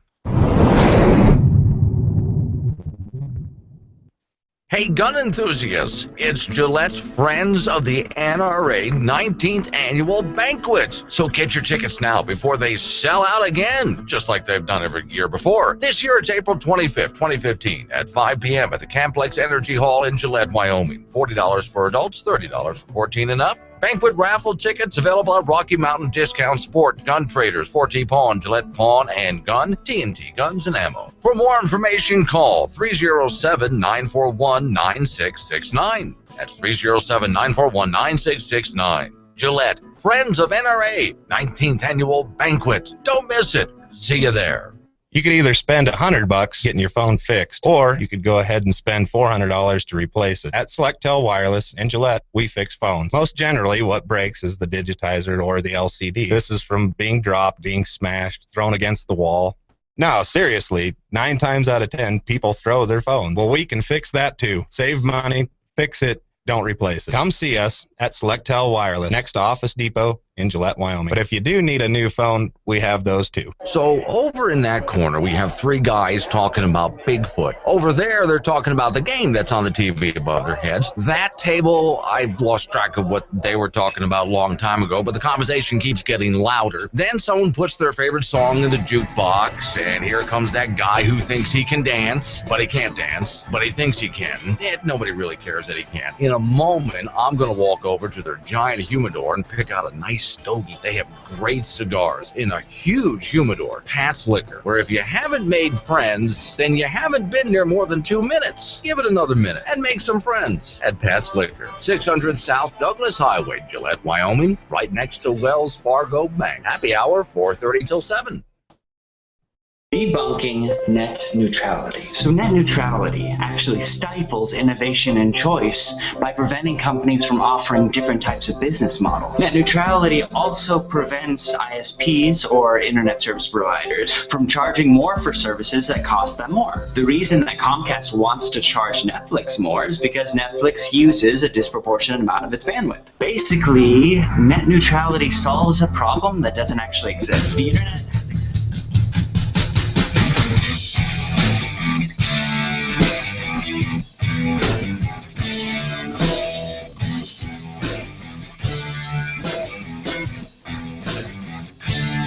You don't know how this works. Glenn sits in a padded room, talks to himself, and guess what? You're the voices in his head. It's really creepy, but it works. Let's get back in there. Glenn Woods is back on the air. It's the Bold Republic Radio Show. My name is Glenn Woods. Thanks for joining me. Of course, as always, phone number if you want to get involved, 307-363-4093. So I'm talking about the most transparent administration ever. Now, if any administration, if anybody has to tell you who they are over and over and over again, you can start to doubt it. Like, let's say a guy were to turn to you and say, no, I'm an honest man. I don't lie. No, I'm honest. I don't lie. No, really, I'm honest. I don't lie. Methinks that just protests too much. No, you protest too much. There's something wrong here. We're the most transparent administration ever. And yet, when you look at the evidence, they're the least transparent administration ever. If you have to constantly convince us of it, it ain't true. All right, the AP News' chief executive, Gary Pruitt, said, the news organization filed hundreds of requests for government files. Records the AP obtained revealed police efforts to restrict airspace to keep away news helicopters during violent street protests in Ferguson, Missouri. In other cases, the record showed Veteran Affairs doctors concluding that a gunman who later killed 12 people had no mental health issues, serious problems like that. They also showed FBI pressuring local police agencies to keep detailed secrets about telephone surveillance called Stingray, just simply keep it quiet. He says, we discovered and reaffirmed what we've seen all too frequently in recent years. He wrote a column this week about it. He says the system created to give citizens information about their government is broken in the worst way. He said one of the worst of all time. This administration is. This is from AP News now. U.S. released its new figures during Sunshine Week, which is this week, when news organizations promote open government and freedom of information. The AP earlier this month sued the State Department under the law to force the release of email correspondence and government documents from Hillary. Again, we go back to Hillary now because she's all part of this at this point. I mean, it's real simple. Hillary should, if she has a private email address, because that's more convenient, she thinks, fine, Hillary, you have a private email address because it's more convenient. Hey, Hillary, everything is supposed to belong to the State Department, and the State Department goes through all the emails and decides what you get to keep, not the other way around. The government said the average time it took to answer each records request ranging from 1 day to more than 2.5 years. More than half of the federal agency took longer to answer the request last year than it did in previous years. So that tells you this is getting worse. So journalists and others who need information quickly to report breaking news fared far worse than ever. Especially if you were a journalist that worked for an organization that they deemed to be a threat. Not just Fox News. There's a lot of conservative news organizations out there. And when they show up looking for information, well, they're put on the back burner and ignored for as long as possible. Under the law, U.S. government is required to move urgent requests from journalists to the front of the line for speedy answers if records will inform the public concerning actual or alleged government activity. But the government now routinely denies such requests. So they show up, they ask, just simply no. Over 6 years, the number of requests granted speedy prosecution or processing, if you will, the status fell nearly half to fewer than 1 in 8. The CIA, at the center of so many headlines, has denied every such request for the past 2 years. Now, this also goes right back to the Obama White House as well. I mean, when you get right back to the White House, and yet there was some of the worst of all, but they will look you straight in the eye and say, no, most transparent administration ever. You know what I think is funny is that there's some people out there who actually believe that only because they want it to be true. And no, they don't want to see any information to the contrary.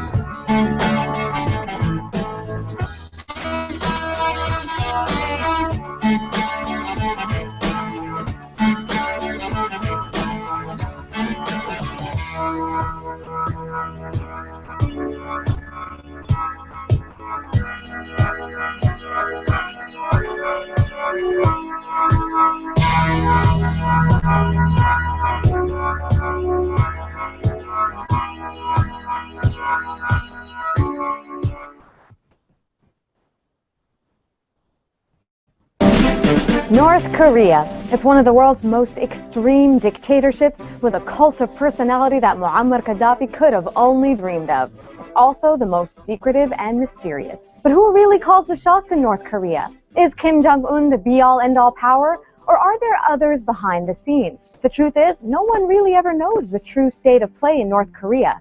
But we'll try and explain the bits of information out there. We start with the leadership that we know of. A tale of three Kims. They're a huge freaking deal, and that's an understatement. The Kim dynasty began with Kim Il-sung. He's North Korea's very own George Washington, Joseph Stalin, and the Tooth Fairy combined. He's the eternal president, a position that he still holds even though he's been dead since 1994. And to really solidify his eternalness, hundreds of his statues and paintings cover the country to this day. When he died, his son Kim Jong-il took over, and the apple didn't fall far from the tree. Kim Jong-il continued to keep North Koreans in the dark, banning foreign movies, news, and the internet, and giving them access only to state-owned media. But he had a personal passion for cinema he just couldn't suppress, so much so that he kidnapped the South Korean film director, jailed him, and forced him to shoot a North Korean version of Godzilla. He also spent hundreds of thousands of dollars to satisfy his cravings for cognac and the finest caviar, while at the same time using food to control his population. His broken economic system caused famines and widespread malnutrition that still persists today. North Koreans are on average a few inches shorter than South Koreans. The current Supreme Leader, Kim Jong-un, has honored the totalitarian ways of his old man and grandpa. You see, you don't want to break the rules of North Korea, because doing so could land you in a labor camp, which the country basically recently admitted to having. That's a rare thing. And you wouldn't be alone slaving away there, because the state might just round up your parents, your kids, or even your grandparents too. But here's a crazy twist. Some experts say Kim Jong-un doesn't have the same power that his father and grandfather had. So is there another force running North Korea? Maybe. Some say Kim Jong-un hasn't been calling the shots for a while, if ever. Instead, a group called the Organization and Guidance Department, or the OGD, makes all the decisions for North Korea. They've been around since 1948 and act as the invisible hands that guide the country. A former regime insider says the OGD runs the show in North Korea, doing everything from deciding who gets leadership positions to creating and approving any new policy. They also protect the Kim family by any means necessary, and that means they can get rid of anyone. I mean anyone. Think 1984 surveillance state. If you speak up against the regime, you either disappear or get executed, even if you're Kim Jong-un's uncle. Yikes. So are the OGD the ultimate shot callers? Possibly, but the theories are endless. Some experts speculate that Kim Jong-un's sister leads the country, while others claim his top military aide is the power behind the throne. Who really knows how things go down in North Korea? But it sure is fun to speculate. Gas-powered, diesel-powered, but have you ever considered driving a coal-powered car? Yes, overpriced, heavily subsidized electric cars are available now. I'm sure they'll take all night to charge, and they don't get anywhere near the mileage a gas-powered vehicle gets, and those toxic batteries made from rare earth minerals. Well, but by driving an all-electric car, you're supporting one of America's most important industries. Coal. That's because coal is used to generate 49% of America's electricity. Petroleum and nuclear produce most of the rest. Hydroelectric only produces 7%. Those so-called renewable energies, which take more mining for rare earth minerals, leaves toxic chemicals as a byproduct and toxic batteries. And let's not forget those wind turbines, killing about an estimated 500,000 birds a year in North America alone. Well, they only produce about 2% of America's energy. That's why we encourage you to start driving coal today. The coal is plentiful and cheap, and by driving a coal-powered car, you'll be helping to fight the Obama administration's war on coal. So go on, buy an electric car. Support a great American industry.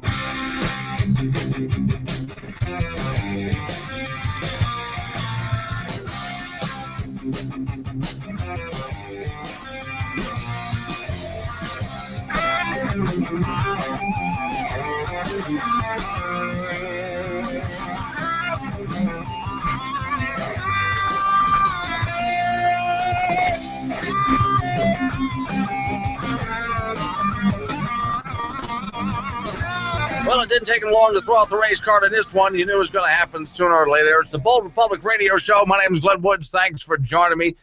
As always, you can get in the action anytime you want, 307-363-4093. Then don't forget there's an app for the radio show. So if you can't listen on a local radio station, that's fine. Don't worry about it. What kind of phone do you have? Do you have a tablet of some kind? Go to your app store, type in Bold Republic. It's absolutely free. Just download it. Listen to the show whenever you want to listen to the show. So, okay. There is this woman. I think it's ironic her name is Lynch because they're throwing out the race card. So why couldn't they have come up with something like lynching her or something like that?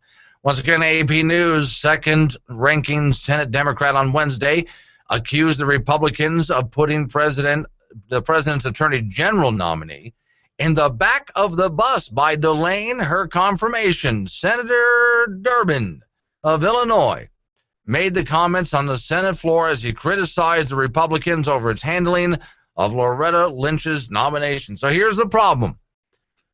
The Republicans came up with some serious and honest questions and concerns about Loretta Lynch. And so her nomination has been delayed. And there's other things that they're trying to pressure the president into doing as well. Hey, we're not going to confirm until you do the following, so there's a lot of politics. So when caught in a situation like this, what do you expect the Democrats to do? Come on now, it's a multiple choice question at this point.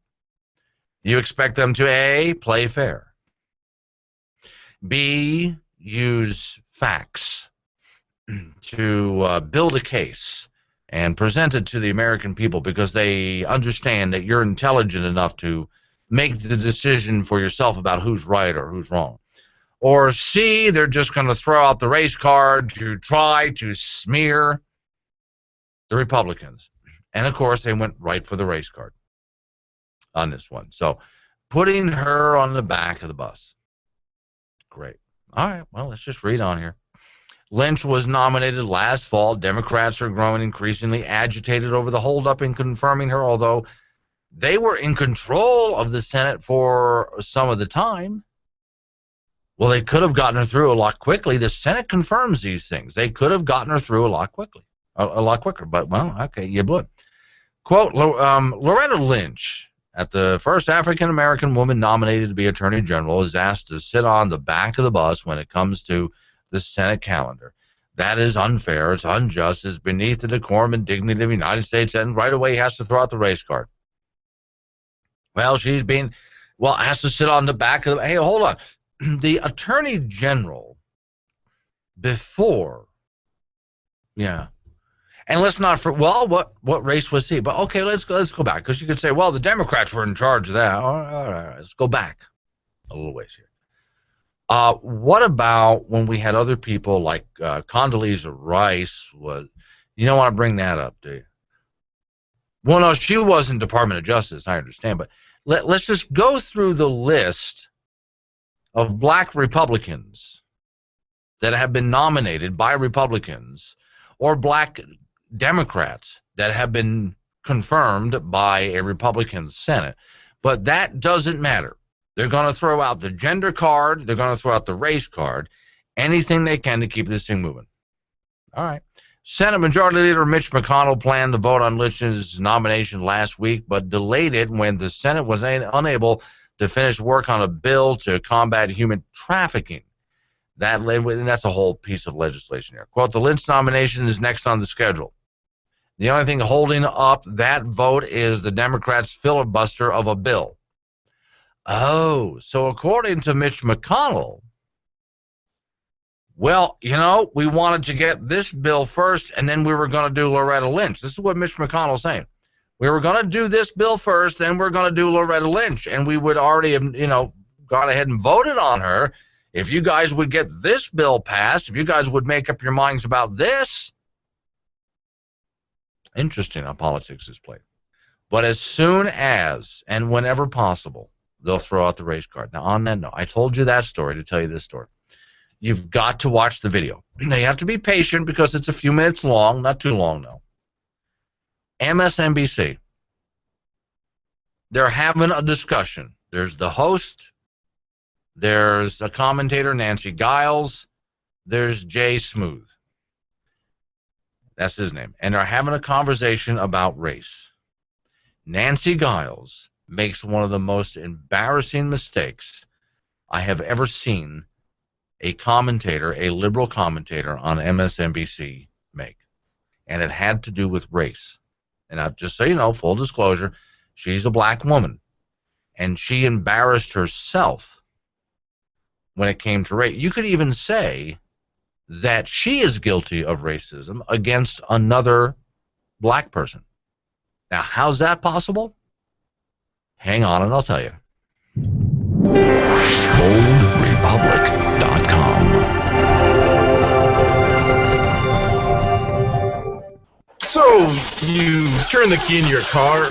Well, that's not good. Around to the front of your car, pop the hood. Yep. That's the engine, all right. So you tug on this and you pull on that, and face it, you have no idea what you're doing. Don't touch that. Stop what you're doing before you get hurt. Get your car to Ideal Auto. Ideal Auto has the professionals that actually know what that stuff is and how it works. Ideal Auto, 2901 Dogwood Avenue, Gillette, Wyoming, 307-686-2259. Daydreaming, son. It's time to get prepared. Time to get off your sofa and run yourself down to Surplus Unlimited in the Gun Traders Building. Oh, my. 1, 2, 3, 4. 1, 2, 3, 4. Civilian soldier, they got everything you could need. That's right, the surplus is unlimited. Surplus Unlimited ammo for babies and adults. That's right, babies need camos too. 10 different styles of camo. Oh, don't you look pretty. 550 cord, numerous colors. Wool blankets, boots, hats, gloves, coats, shirts, tactical vests and belts, camping supplies, high-quality army cots, and that hard-to-find P38 can opener. Save time, save money. Surplus Unlimited in the Gun Traders Building. 801 Carlisle on the Douglas Highway across from the fishing lake. Gillette, Wyoming. Hi, my name is Jacqueline McKinney, owner of Fast and Furious Detailing. Do you need your RV or toy hauler cleaned? We will get it ready for you, so all you have to do is go have some fun. Or how about after fun, we can clean it up. We will even wash all of your bedding for you. Does your boat have dark film all around the outside of it? No problem. Fast and Furious Detailing is a full-service detailing company. We detail cars, SUVs, trucks, RVs, toy haulers, boats, ATVs, UTVs, and motorcycles. Fast and Furious Detailing hopes you can find everything you need. Our company is focused on providing high-quality service and customer satisfaction. We will do everything we can to meet your expectations. With a variety of offerings to choose from, we're sure you'll be happy working with us. We're located at 5753 South Winland Drive, and our phone number is 307-682-2470.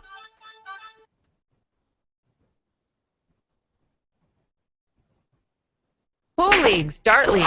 Saturday night is ladies' night. Poker every Wednesday night. Domestic beers and draft on sale, and special daily dollar shop. We even have a packaged liquor drive-thru and many other things for you. It's Lakeside Liquor, open Monday through Saturday, 6 a.m. till 2 a.m. Sunday, 11 till 11, because you need to relax after where you've been. Work is hard for the ladies and gents. Come to Lakeside Liquor. Relax and vent. Lakeside Liquor's across from Wyoming Work Warehouse in Gillette.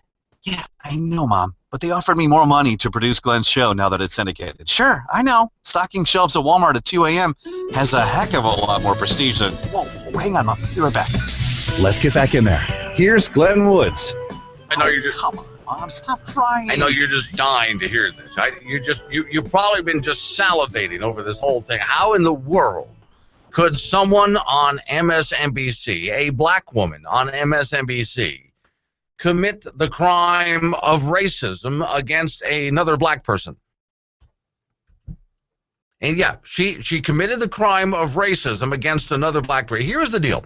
So they're having this discussion about race relations in America, right?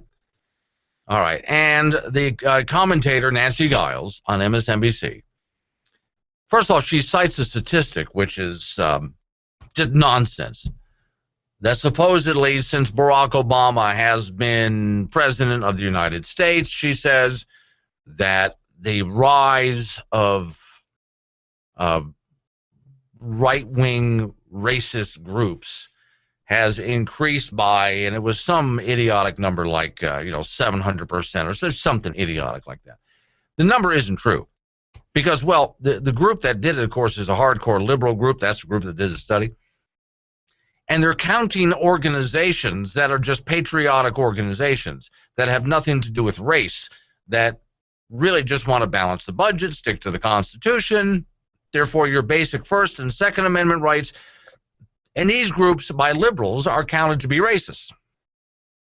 So as across America, you folks across America starting your own hometown Tea Party style group, whatever you want to call Patriot, whatever kind of group that you started, that was automatically considered as a racist group.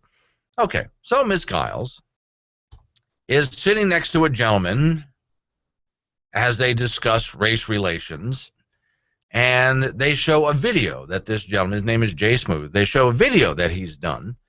And during the course of the video, he talks almost, he doesn't rap, but he's speaking sort of in that style. And he's using a lot of urban slang. When they cut back and begin the conversation again, they cut back from the video to the studio and begin the conversation again.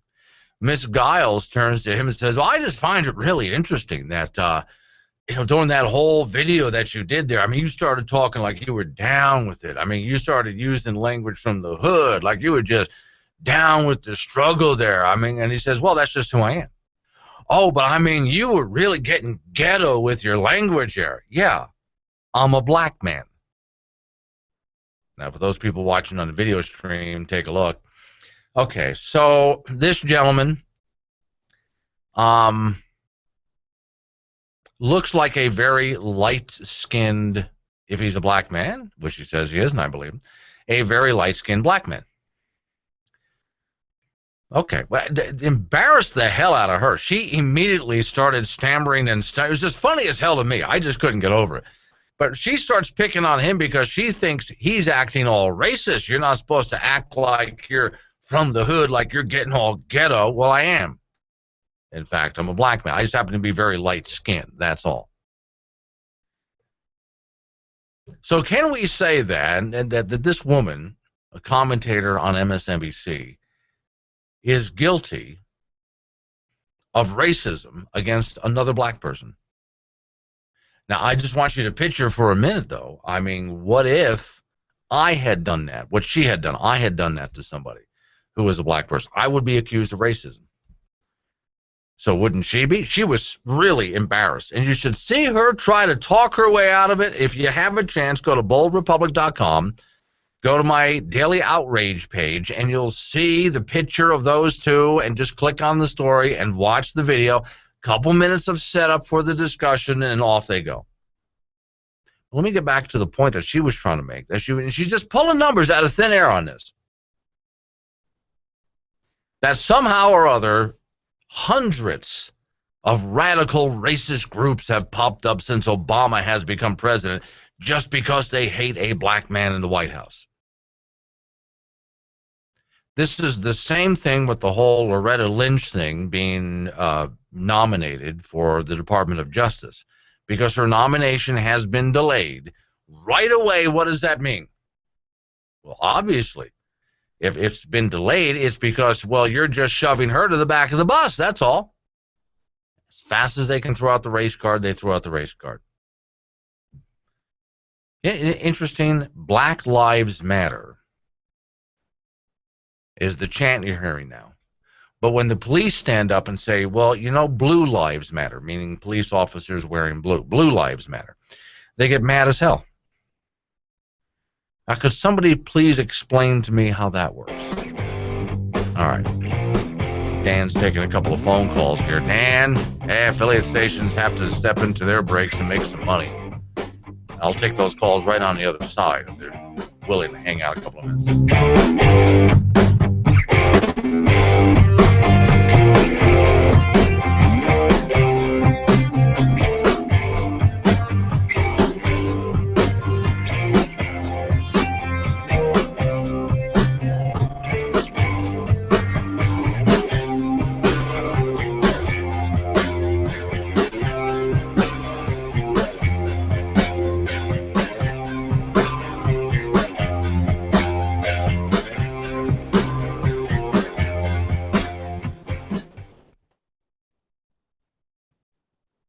I remember the moment. I'll never forget that moment. That changed my life. At that moment, it hit me.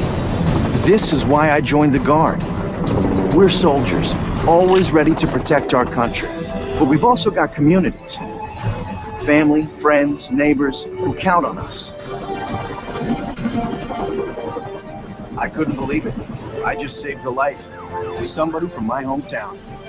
See what it means to be a citizen soldier at NationalGuard.com. Is the Israeli-Palestinian conflict getting a little dry for you? Dip it in some hummus. The chickpea dish is part of a culinary battle of who done it first. There's still a question on exactly when and where chickpeas and tahini first got messy, though most trace it back to 13th century Egypt. But that hasn't stopped the Greeks, the Arabs, and the Israelis from laying claim. And for Palestinians, the Israeli claim to hummus is the occupation just spreading onto their dinner plates. That's taken the food fights to the supermarkets. The boycott, divestment, and sanctions movement targets Israeli-made Sabra hummus for having direct links to the Israeli military. Who knew chickpeas could get so political?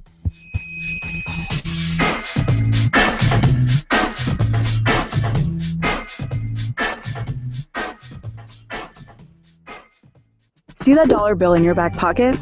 That's not actually money, but the promise of it from, drum roll please, the Federal Reserve. But let's back up.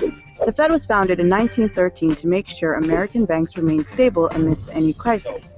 And when there'd be a case of banking panic, the Federal Reserve would be there to save the day. How? With loans. The Fed is a hybrid between a public and private institution, calling itself independent within the government. And loans from the Fed come in the form of the Federal Reserve Note, which is printed by the Department of the Treasury. So that's that IOU in your wallet.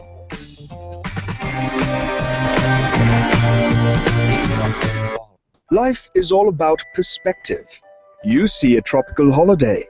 We see a business meeting. You see your grandmother. We see your inheritance. You see a kilo of Coke. We see a liquid asset. You see a tax bill, we don't see anything. You see a jail, we see record profit. What do you see with HSBC?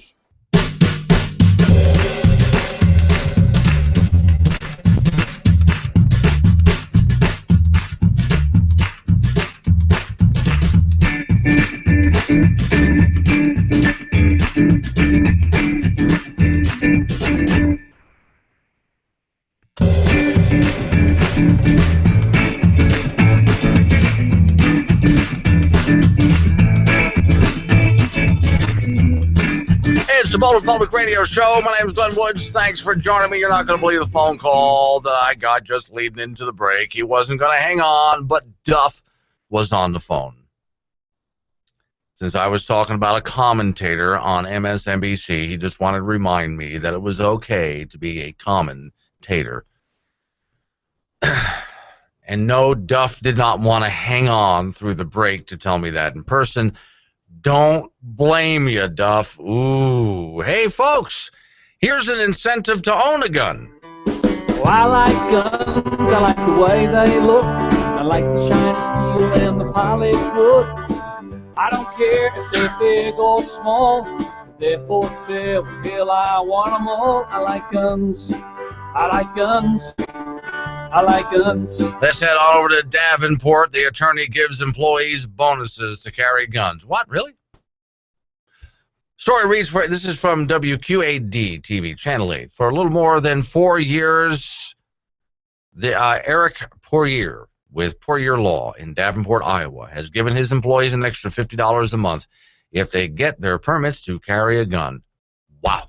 You know, I need to take this and send it to Gabby Giffords and people like that. I need to take this and send it to every anti-gun nut that's out there. Hey, look, here's a boss who's giving them a bonus, and he's a lawyer. The office might need the protection. Quote, we really like gun rights. I think they're a basic human right. I also think many bad things would happen to people if they were not armed for self-defense, said the lawyer. In his office, the lobby sign says welcoming guns. There is an NRA hat as well as a handgun and a shotgun and things like that above his desk, along with the law books and so on. There's guns up there. So I kind of wonder, which is more powerful, the law book or the gun? I think it's an important constitutional right, he says. It's up there with voting, free speech. I feel strongly about those two.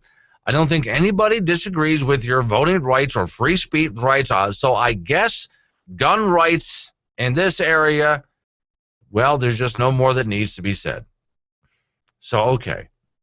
In the paralegal's office, Elizabeth Payne, on her desk, when you walk in, there's a handgun. She said, I got that when I started here, probably 2 months after I started. She gets $50 a month. So do many other employees that get a permit to do so and start carrying at work. That is so cool.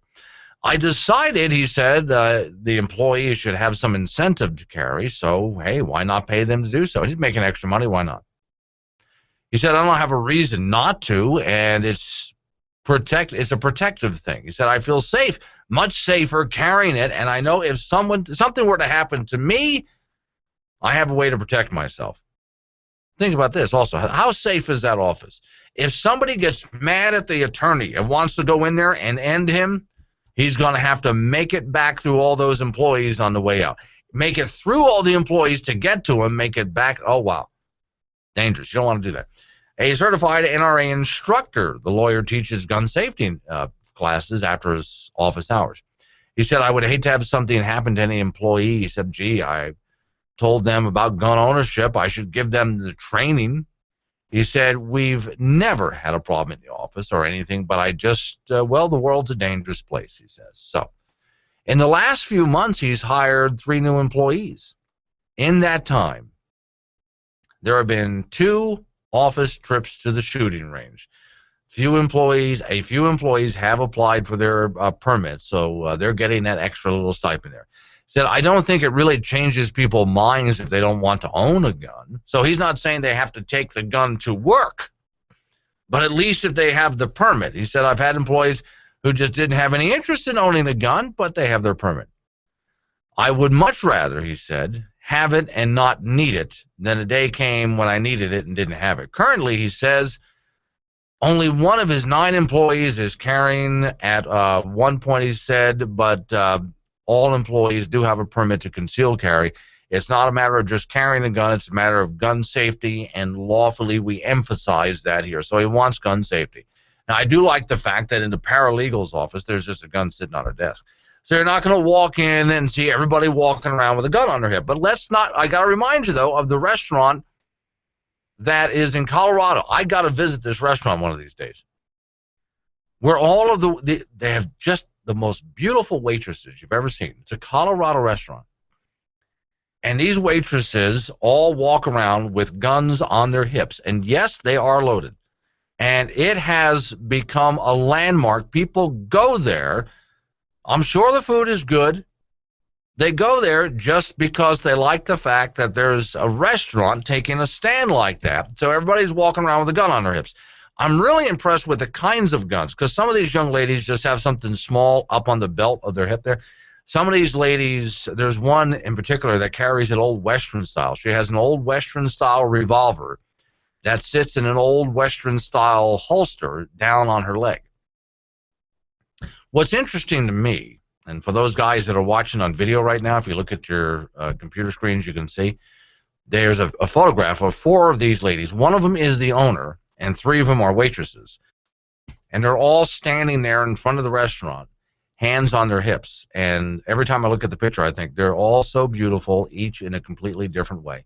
And it's an optical illusion for men, because you really have to look hard to notice that, hey, each and every one of them is carrying a gun. The women will see it immediately. It'll take the men a while to find where the gun is. Well, I like guns, I like the way they look. I like the shiny steel and the polished wood. I don't care if they're big or small. If they're for sale, hell, I want them all. I like guns, I like guns, I like guns. I really like 22 now, 45 lever with the Winchester tag. I like my double barrel, had it most of my life. 357 was a present from my wife. I like guns, I like the way they look. I like the shine. Democrats have long accused the GOP of conducting a so-called war on women, but top Republican women now say there is no such thing. They made their voices heard again at a War No More event in D.C. One America's Washington contributor, David Brody, has the story. It is no surprise that winning the female vote is critical to a political party's success. More than half of all voters are women. Democrats have the slight upper hand nationally and a much larger lead among single women. But the Democrats' war on women storyline may be running out of steam. They lost the midterm elections in 2014, and at a panel this week called War No More, sponsored by Concerned Women for America, these women say they're determined to put a nail in that war coffin.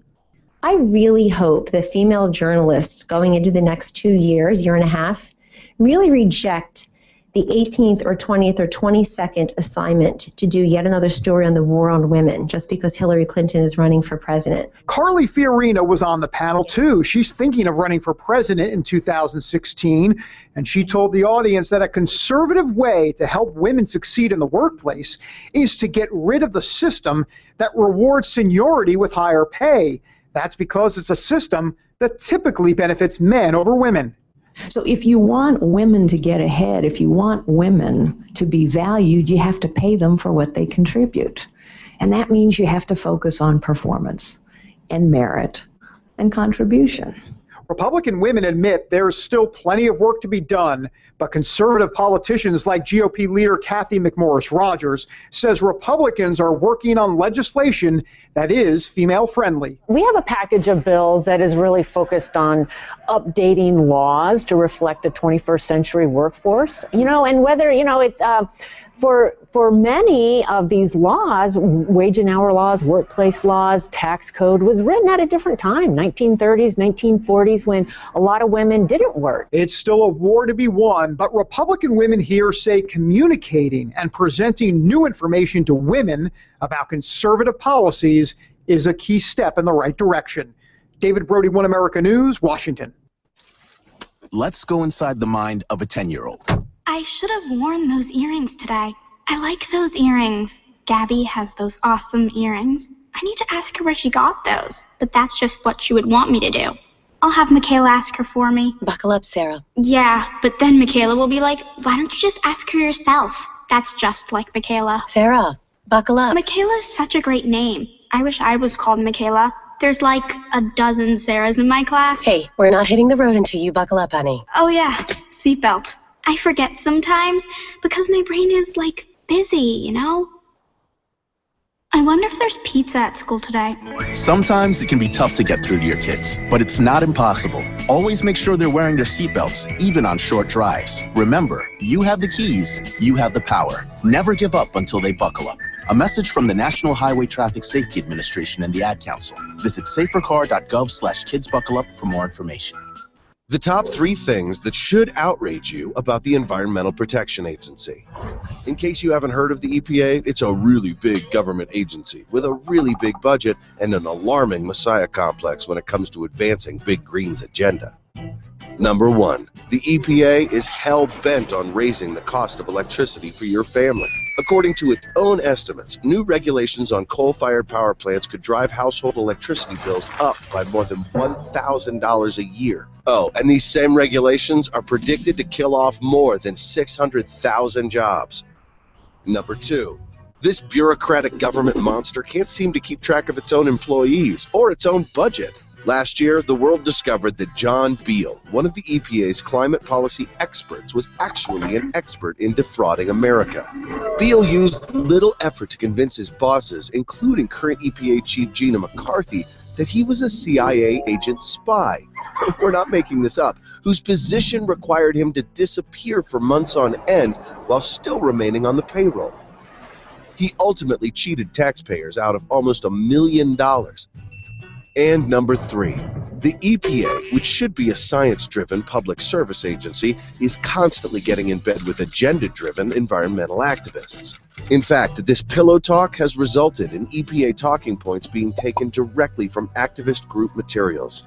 There is even a scheme in which the EPA encourages environmental groups to sue them in order to get a court to allow them to create stricter regulations without much input from the public. The bonus to this scheme? Taxpayers pay the court costs of the environmentalists. There's a lot more that would make you mad about the EPA. Find out more at EPAFacts.com. Not even mass corruption, not even a smidgen of corruption. Okay. The IRS has been targeting conservative groups. Do you believe that there is not a smidgen of corruption in the IRS targeting of conservatives? On the advice of my counsel, I respectfully exercise my Fifth Amendment right. Tales. Stories made up from whole cloth. Lies. Another day, another delay related to Obamacare. The nonpartisan Congressional Budget Office estimating Obamacare will cause Americans to leave the workforce. Her monthly premium jumps $260. I have not done anything wrong. I have not broken any laws. The missing emails extend from 2009 to 2011, a period when Lerner headed the IRS's Exempt Organizations Division. And that was the same time the IRS was using unfair and biased criteria to target and punish conservative groups. Irreverent, but honest and tastefully tacky somehow.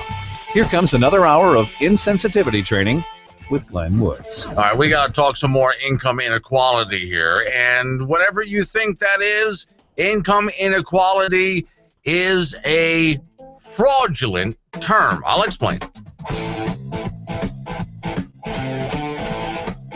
It's the Bold Republic Radio Show. My name is Glenn Woods. Thanks for joining me. So, okay, a lot to cover.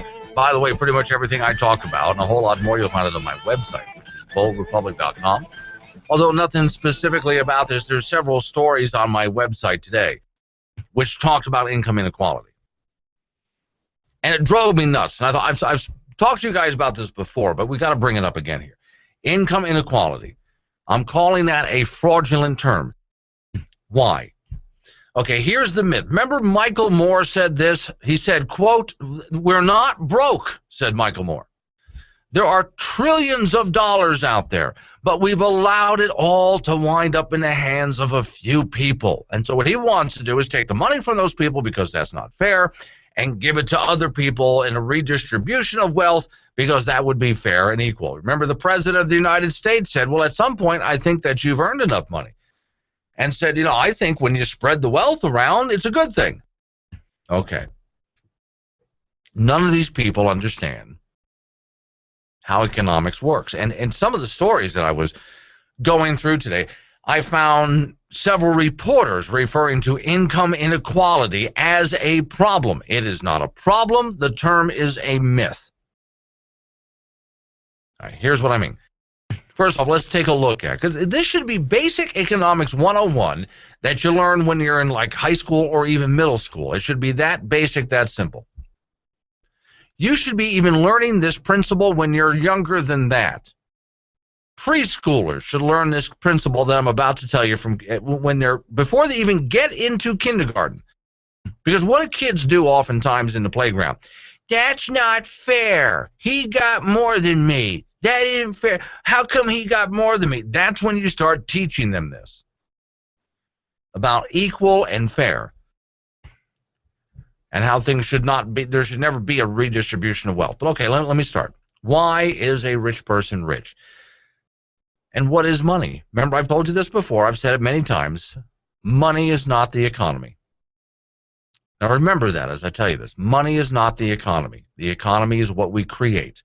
The clothes on your back, the food in your belly, the shoes on your feet, the car you drive, the house you live in. That's the economy. I'm wearing glasses right now. That's the economy. I'm drinking out of a cup, and the liquid I have in here is, well, something I bought. That's the economy. The cup is something actually the cup was given to me, but it was purchased. That's the economy. What is money? Money is the tool that we use to trade this stuff. That's all money is a tool of trade. So when you hear that somebody else out there is a billionaire, he has $3 billion. Okay, this is where people like Michael Moore get it wrong. He does not have a safe somewhere, a vault, where there's like $3 billion in cash sitting in there. The guy does not go put on his Bermuda shorts and go take a running dive into all of the cash and swim around in it. By the way, one of the funniest things that Family Guy ever did, Scrooge McDuck, he didn't have like paper money in there. He had like gold and silver and all sorts of other expensive things in there. And he would dive in and swim around. So on the TV show Family Guy, Peter Griffin, the father, goes for a dive and hits all of that gold and silver head on and like busts his face open and starts to cry. It didn't part. You can't swim in it. Funny as hell. Anyway, so someone who's worth $3 billion, there's not $3 billion in cash sitting around somewhere. That's not what's going on. So let's say the guy owns a factory and he has a few retail stores. Plus he owns stock, which means he owns bits and pieces of several companies out there. So see, that's what he owns. Now his factory and retail stores, they create a product. So he's worth what? He's worth what he produces as well as what he owns. That's the formula. How much is somebody worth? Well, how much do they own? How much do they produce? That's what their worth is. As far as the billions of dollars or even trillions of dollars, folks, it's available to everybody. That money is public property. It's moving around out there in circulation, and we all have access to it. But there's a trick to getting it. How do you get it? Well, it's the tool of trade, right? Well, you got to produce something to be traded, which is a product or a service. So if you got a guy who's worth $3 billion, well, he's worth it. He doesn't have it.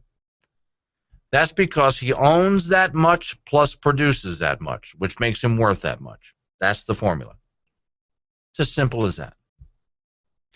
So what about a guy who's worth nothing? That's not fair. He's not worth... No, that's perfectly fair. Let's say the guy works at a hamburger joint, and he owns what? The clothes on his back. What does he do? Well, there's a cheap little disgusting burger that's sitting there on the grill. Little piece of meat. A greasy, disgusting little piece of meat. And every so often he takes the spatula and he turns it over. That's what he does for a living. How much do you think that piece of meat is really worth? And how much is what he's doing really worth? All right, so what he needs to do is start producing something of greater value. If he went to night school and became a welder or an electrician or something like that, he would be producing something of greater value. You are worth what you own plus what you produce. That's the formula. What you own plus what you produce is what you're worth. Got it? What you own plus what you produce is what you're worth. Well, what is this guy flipping burgers worth? Nothing. So he needs to figure out how to produce more. So here I am, I'm listening to it, I'm watching news stories today, and I'm reading different news stories. And right, every single reporter, well, because of income inequality, the guy who's worth $3 billion is worth it because he owns that much, and he creates that much every single year. Combination of the two. The poor person is not poor because the rich person is rich. Okay. The rich person did not make the poor person poor. The poor person can have money too. The poor person can be worth a lot too. Better get busy, pal. You need to get out there and get something done. Now, the only excuse that I give somebody, and I love catching hell from people when I say something like this, because I love the argument. I love making my point. The only time I give somebody an excuse is if they honestly are mentally unstable. If there's something wrong. If somewhere, either by birth or by some accident, something happened to their brain and they're really unable to produce much. And I've met those people. I mean, I've stood there at a fast food restaurant talking to the person over the counter. And quite literally, I'm sorry to say, because they were very nice people, but they were just kind of slow. They just were not born with much of a cranial capacity going on there. And so they're never going to earn much money because they just can't think. They're incapable of thinking. Now, we're talking stupid, but perhaps some damage was done, or perhaps they were born with a brain defect. But as far as physical defects, and this is where I get on the case of those people who are living on government assistance like Social Security disability, the vast majority of people on Social Security disability have no excuse being there. Well, I meet people who say, well, my back is out. I can't work because of my back. I know people who are in wheelchairs, and their body is screwed up, twisted up. They can't even bathe themselves or feed themselves or relieve themselves. They need help.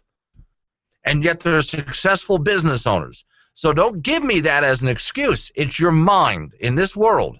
It's your mind. Now, way back in the old, and way back when, there's no way you could have survived like that. You would have died. But in today's world, hey, we have equipment. We have help for you. You got a back problem? There's plenty of jobs out there that you can do. Don't give me this. Well, it's not fair because those rich people, they own all the wealth. That's not how that works. They own what they created. And you're poor because you didn't create much. Okay? A rich person is rich because, well, what they own is what they, as long as they earned it honestly, what they own is what they created.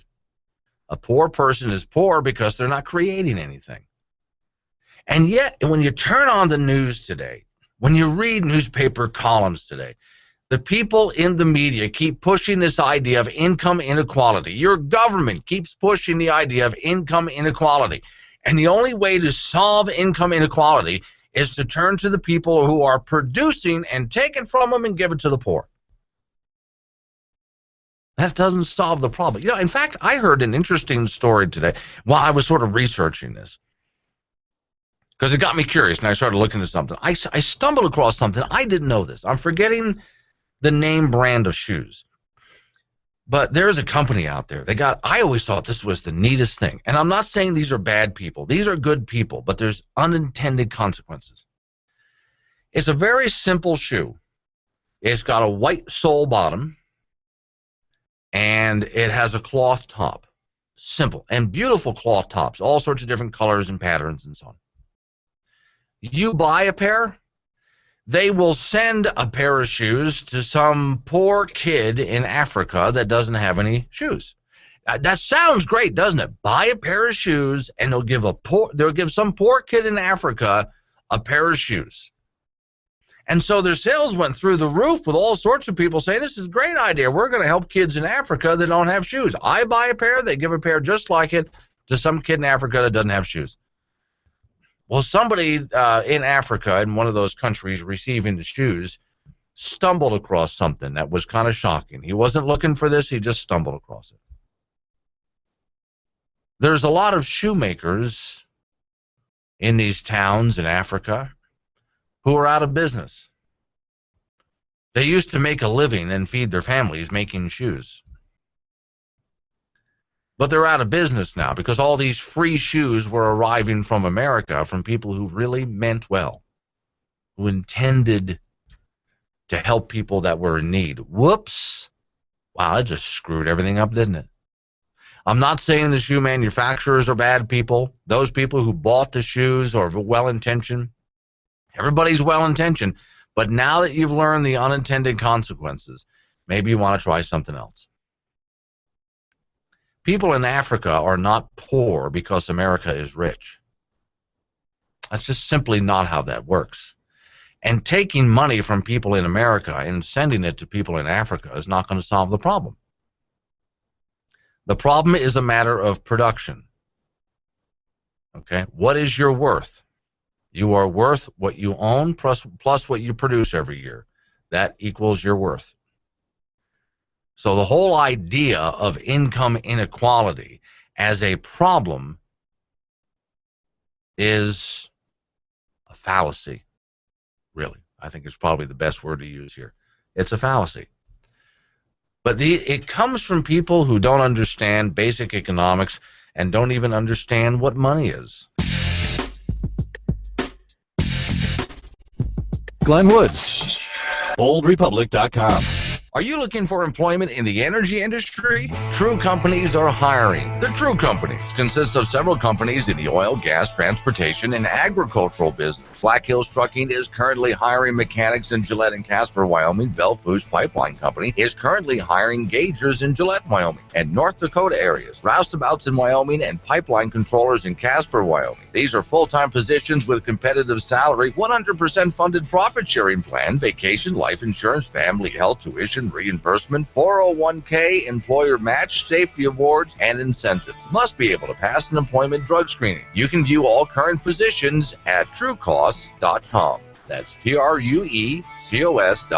True Companies are an affirmative action, equal opportunity employer. Hello, Americans. This is Rod with your local American-made store here in Gillette, Wyoming, where it's always made right here in the USA. Have you seen our stainless steel art? It's beautiful. Yes, and he will do custom. Framed artwork. Check out our selection. Top-of-the-line stuffed olives, flavored olive oils. And yes, we have toys and Okabashi sandals. Free pocket constitution with purchase. We are the solution for this great nation. Get informed. Don't forget your veterans. God bless America, and buy American. It matters. MyMadeInAmericaStore.com. Hey, come on, let's go to the Office Saloon. I'm not in the mood. Not for the usual reasons. It's for a good cause. I'm in a bad mood and I'm staying right here. Come on. Leave me alone. The Office Saloon is holding a special fundraiser for MS called the Bar Olympics. Each participant will play pool, darts, bumper pool, and shuffleboard. There's a $20 entry fee, and sign-ups start at 11 a.m. The Olympics starts at 2. Half of your entry fee will go to the prize money. There will also be a plate of food available for you for only $5, with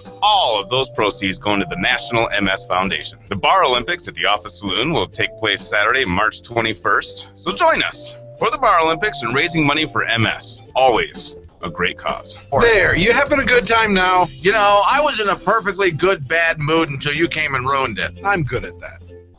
Casper is hosting Miss United States pageant. The Miss Wyoming United States pageant will be held Saturday, April 25th in Casper at the Parkway Plaza Hotel. Winners will be chosen from 3 age divisions: junior teen, 13 to 15 years, teen, 16 to 19 years, and Miss, 20 to 29 years. For more information or to enter the pageant, please visit us online at MissWyomingUS.com.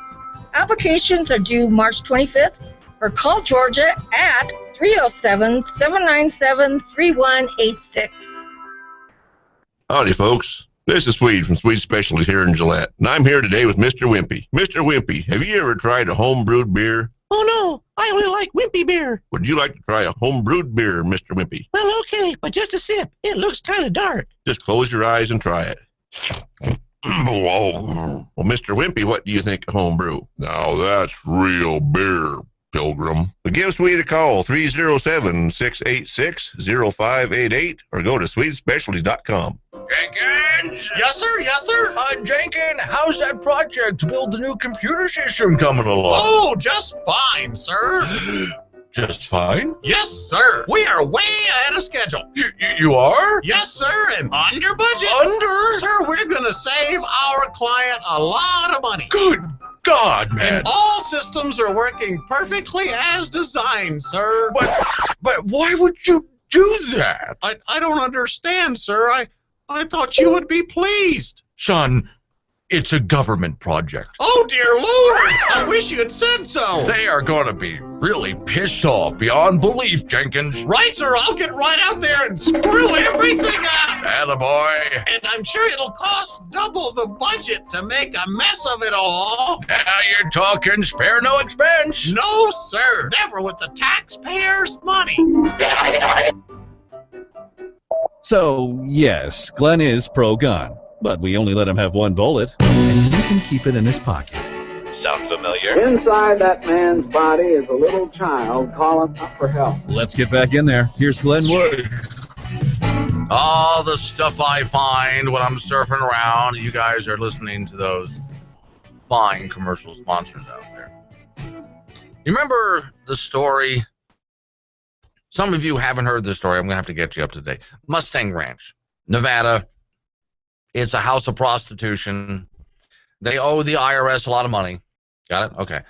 So the Mustang Ranch is taken over by the government, and because of government laws, they can't just close it down. I mean, there's employees there, by the way, you know, and they want to get their money out of it, so they have to run the Mustang Ranch. And within just a few months, it goes completely bankrupt. Now, when it was being run by the private sector, this house of ill repute was making a lot of money. They just didn't pay their taxes. The government takes it over, and in just a few months, it goes bankrupt. So how is it that the federal government can't even run a house of prostitution in Nevada, of all places, where your job is you sell booze and women in Nevada? How do you screw that up? If they can't run that, then they can't run anything. And they've proven that time and time again. Headline, first government-owned pot store to open in Washington State. Whoa. Wow. How well is this going to go? City of North Boonville, Washington, population 1,000. Well, that population is about to increase with a lot of stoners wandering around looking for the snacks. Sits along the Columbia River. Stone's throw from one of the world's largest hydroelectric dams. One on the other side of the Columbia River is the state of Oregon, right on your side. May seem like an unlikely place for the nation's first city-owned marijuana shop, which opens, was it Saturday? The cannabis store sold $8,000 worth of pot on the first day. Well, that's not bad for a retail store to sell $8,000 in a day. That's fine. The economy has been tough for everyone. This is a quote. For small towns like this, it's been especially tough, said the mayor. And I think after people got over the initial shock of how we were going about it, they realized that we're going to have to try to do something to create a revenue stream. So in other words, a town of about 1,000 people needed more revenue to come into the town. And they just weren't going to get it because there's only like 1,000 people there. So what they decided to do instead was just to open up a pot shop, because if they're selling marijuana, then that little town of just 1,000 people can maybe now actually pay their bills. So, okay, I tell a story like this, not surprising at all that the next phone call I get is John. Oh, John, what you got for me?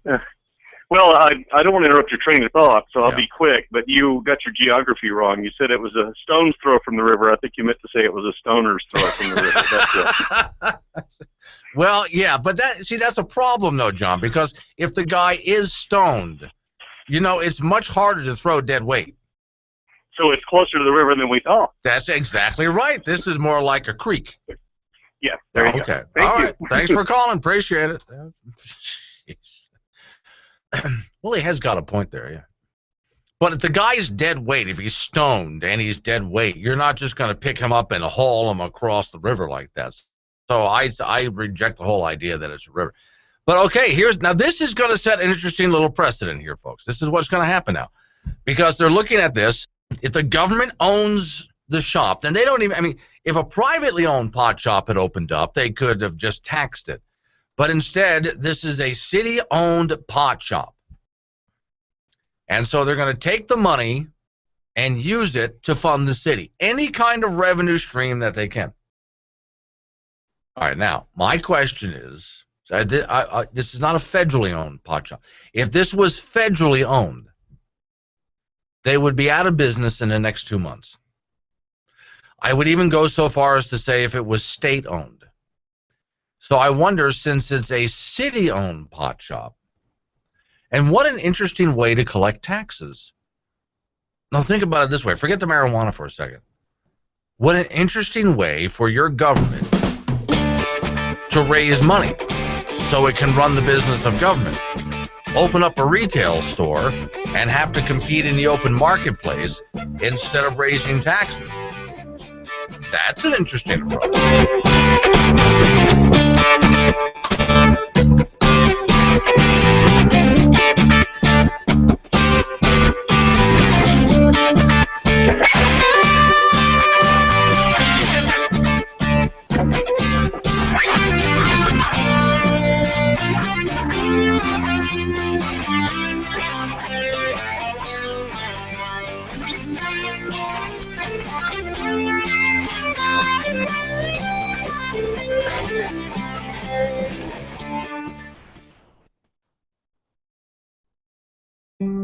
Jason's grandparents built this ranch, and we worked hard to keep it in the family.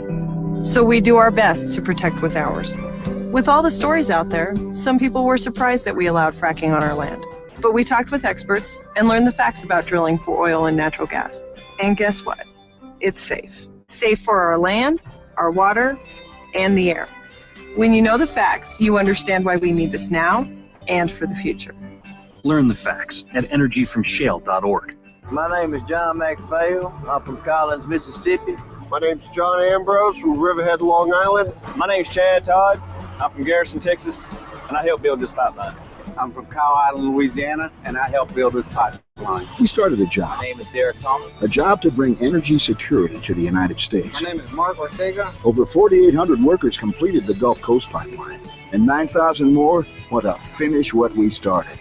It's time to build the Keystone XL pipeline. Have you heard about the federal government's new Affordable Car Act? Well, since the Affordable Care Act is doing so well, I'll ignore that. We've decided to implement the Affordable Car Act. The Affordable Car Act mandates that you buy insurance for everything on your car. Oh, not just catastrophic insurance in case you get into a wreck like this. But no, you need to cover everything, whether you need it or not. Balding tire insurance, running low on gas insurance. That way you have to go through your insurance company every time you go to fill up your car. Running low on windshield wiper fluid insurance, windshield wiper replacement insurance, car wash insurance. Wait a minute, isn't it cheaper if I just pay for all of this directly? Are you kidding me? By making you pay for all of these things through your insurance company and through government bureaucracy, you'll save a ton of money, just like with the Affordable Care Act. That doesn't make any sense. The Affordable Car Act, now 5,000 pages of government-mandated automobile insurance regulation, and growing.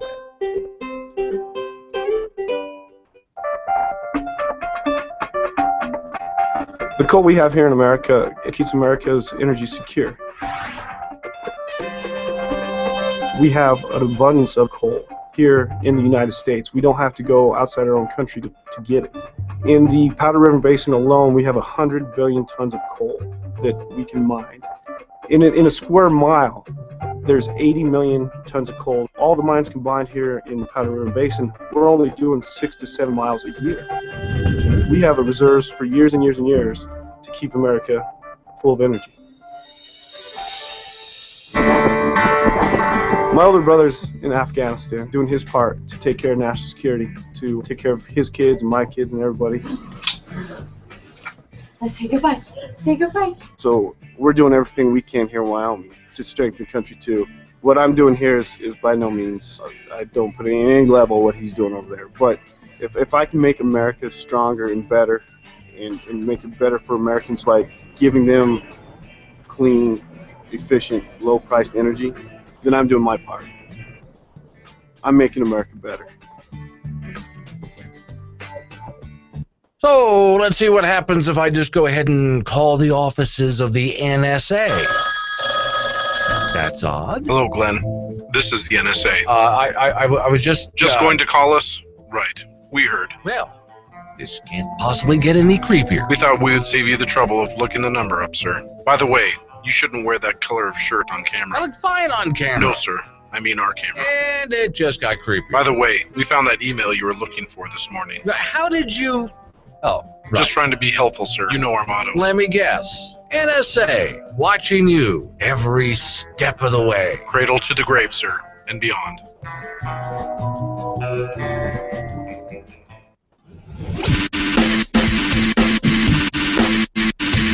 What's a good cup of coffee if you can't spit it across the dashboard now and then, right? Oh yeah, it'd ruin a good work shirt. Sure, burn the hell out of your inner thighs. We know what you need, though, in a radio program. Irreverent but honest, and tastefully tacky. It's Glenn Woods.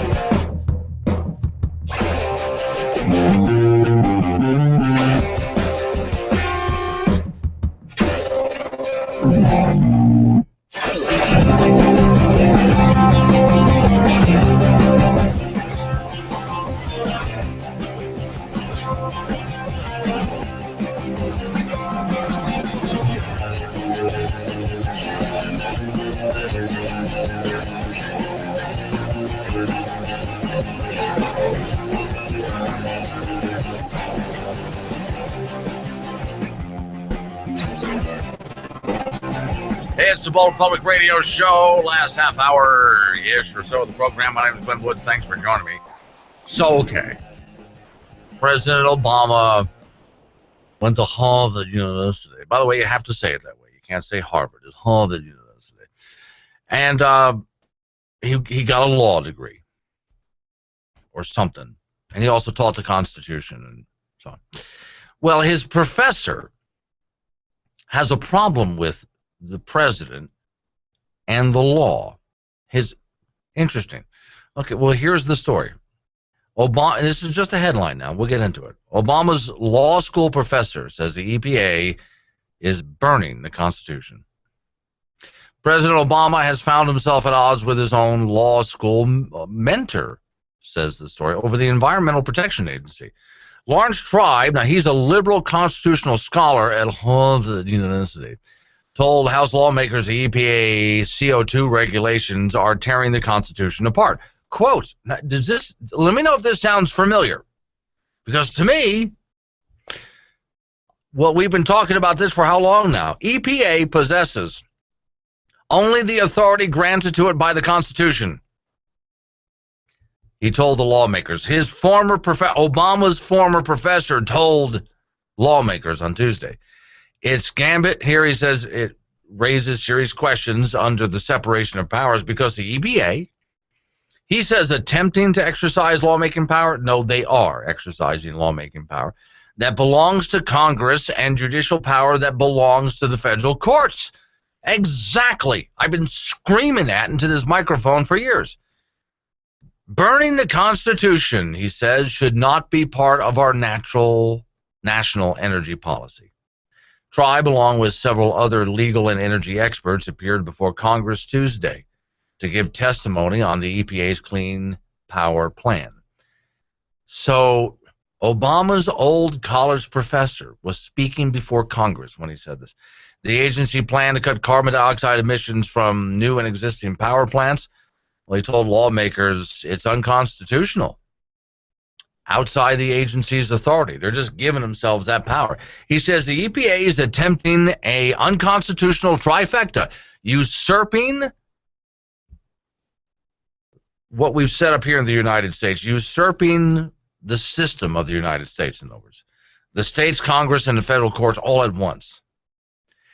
This is not the first time that this professor has criticized the EPA's power plan rules. And this guy's a very liberal professor, by the way. In December, he wrote a scathing regulatory comment attacking the Obama administration for violating the 5th and 10th Amendments of the Constitution as well. A liberal professor is saying this. Okay, he says the EPA demonstrates the risk of allowing unacceptable administrative agencies to make law and attempt to impose the burden of global climate change on an unlucky and unfortunate few, he wrote. He's on a retainer. By the way, he does currently work with, just full disclosure here, Peabody Energy, but he's also a professor at Harvard University, and he's President Obama's former professor. EPA's singling out a mere handful of emitters and limiting or curtailing their property is exactly the type of overreach the Fifth Amendment seeks to prevent, he says. Coal companies have argued the EPA's rules will result in more coal-fired power plants being shut down because they've been out of compliance. About a dozen states have also sued the EPA, as you know. So despite this professor's criticism of the EPA's regulatory plan, Democrat lawmakers said the plan was legally sound. No, it isn't. It's unconstitutional. Here it comes from the law professor who taught the president the Constitution, saying that it's unconstitutional. All right. There's quite a few people who have left me some comments in the past few minutes on the video stream. I'm going to get to your comments next. Hang in there. I'm Professor Burke from Farmers Insurance, and this is 30 Seconds of Smart. So you want discounts on your home insurance? Upgrade your roof. Upgrade your plumbing. Get a burglar alarm. Get a fire alarm. Combine policies with your spouse. Bundle your coverage. Quit smoking. And, of course, talk to farmers, because the more you know about home insurance, the more you can save. We are farmers. Get smarter about your insurance at farmers.com. Stop by and see Lyle Austin, 201 West Lakeway Road in the Lakeway Professional Center, 686-5002. That's 686-5002. Wimpy, are you still drinking that homebrewed beer the Swedes from Sweet Specialties help you to make? Why, yes, dear. I sure am, whiny. Why do you ask? We never have any good wine around here. I would like something really good. All I hear around here is wine, wine, wine. Why don't you get the makings from Swede at Swede Specialties? He can help you make really good wine right here at home. Give Swede a call, 686-0588, or go to swedespecialties.com. Hey, gun enthusiasts, it's Gillette's Friends of the NRA 19th Annual Banquet. So get your tickets now before they sell out again, just like they've done every year before. This year it's April 25th, 2015 at 5 p.m. at the Camplex Energy Hall in Gillette, Wyoming. $40 for adults, $30 for 14 and up. Banquet raffle tickets available at Rocky Mountain Discount Sport, Gun Traders, 4T Pawn, Gillette Pawn and Gun, TNT Guns and Ammo. For more information, call 307-941-9669. That's 307-941-9669. Gillette, Friends of NRA, 19th Annual Banquet. Don't miss it. See you there. Ah, summertime. You know, the great outdoors. You know what half the fun is with getting away from it all? Shopping. I mean, we're talking guns, bows, arrows, knives, camping equipment, from tents to sleeping bags, clothing, bug spray, fishing line, lures, tackle bait, cooking equipment, MREs, even all the latest electronic gadgets, and they've got it all at Rocky Mountain Discount Sports with locations throughout Wyoming. So no matter what you need, before you head out into the great outdoors, do some shopping. That's half the fun, isn't it? Rocky Mountain Discount Sports, conveniently located in Gillette, Wyoming, on South Douglas Highway and 1351 CY Drive in Casper. Hello, I'm radio talk show host Glenn Woods. Every year across America, kids arrive at school with dangerous, imaginary weapons. Thankfully, because of the vigilance of our staff, of teachers, principals, and other administrators, these kids are quickly removed from school and the danger taken away. Imaginary weapons have become increasingly hazardous as children continue to escalate the war, not just pointing the single finger with the thumb raised in the air, but two fingers for the double-barreled approach. Children in classrooms, lunchrooms, and playgrounds at schools across America have been caught shooting rubber bands at each other, pointing pencils at each other. Then there's the shockingly dangerous loaded Pop-Tart. That's why we at the Bold Republic Radio Show are asking you to join our campaign to ban imaginary weapons from our schools. Imagine the hazards as kids show up with ever increasingly dangerous weapons like sticks that they could use as a pretend machine gun. Then there are all those kids who find themselves plain dead. So how can you help to ban imaginary weapons from your school? Well, first would be to put signs on schools across America, making them imaginary weapons-free zones. I mean, it works so well for the gun-free zones, it should work here. Implementing new rules to make it socially unacceptable to point, and most important of all, banning the use of the imagination. Yes, allowing kids to think and imagine for themselves has proven to be a dangerous thing. And so we intend to wipe this out at every school district across America. I'm Glenn Woods asking, won't you join us? Help us to ban imaginary weapons at schools across America. No, Glenn, it doesn't matter if you're part owner of the company. No cigars in the studio. Oh, what is that smell? Put your shoes back on. I don't want to smell that. Look, if you want good talent, you have to put up with some bad habits. Let's get back in there with the original bad habit boy, Glenn Woods. So, some comments left on the video stream, which, by the way, if you ever want to watch the video of the program, you don't have to watch it just when it's live. It's up there later as well. Just go to boldrepublic.com. That's my website. You'll see what to do immediately. So yesterday, we were having some fun with EPA, Environmental Protection Agency. We're doing this with the group formerly known as ISIS or ISIL. They should not be allowed to name themselves. We will name them because they're going to give themselves a really cool sounding name that makes, every attempt they can make to sound inspiring in their name. We can't let them have that, so we rename them pseudo-Islamic genocidal sadists or pigs. So EPA, Environmental Protection Agency, obviously not. They sound good when you say it that way. What about something that really fits who they are and what they are? So he goes by the name of Experiment 0789. He's watching on video stream. He asked, incidentally, did we decide on what to call the EPA? Was his first question. I think so. If you got something else, let me know. We were thinking of Extortionist Pilfering America. EPA, Extortionist Pilfering America. He says if not, he has some great ideas. Well, if you have some ideas, you can either call in or just leave them here, and I'll go ahead and read them, providing it's something I can say on the air. So I'd love to hear those ideas. Chris on the video stream said we need to show more reporters the $100 trillion from Zimbabwe. Maybe they'd understand money versus wealth. Interesting. Do I have that over here somewhere? I think I do. I'm going to look for it real quick over here somewhere. Oh, I'm not going to find it in time. I do have it. Okay. For those people that are watching on the video stream, go ahead and look at your cameras right now. This was given to me as a gift by one of the listeners. It is not a joke. This is a $100 trillion bill from Zimbabwe from when their economy went belly up. This is real. This is not fake. $100 trillion from Zimbabwe. Weimar Republic should have some money like this too, don't you think? Yeah, they would understand that better.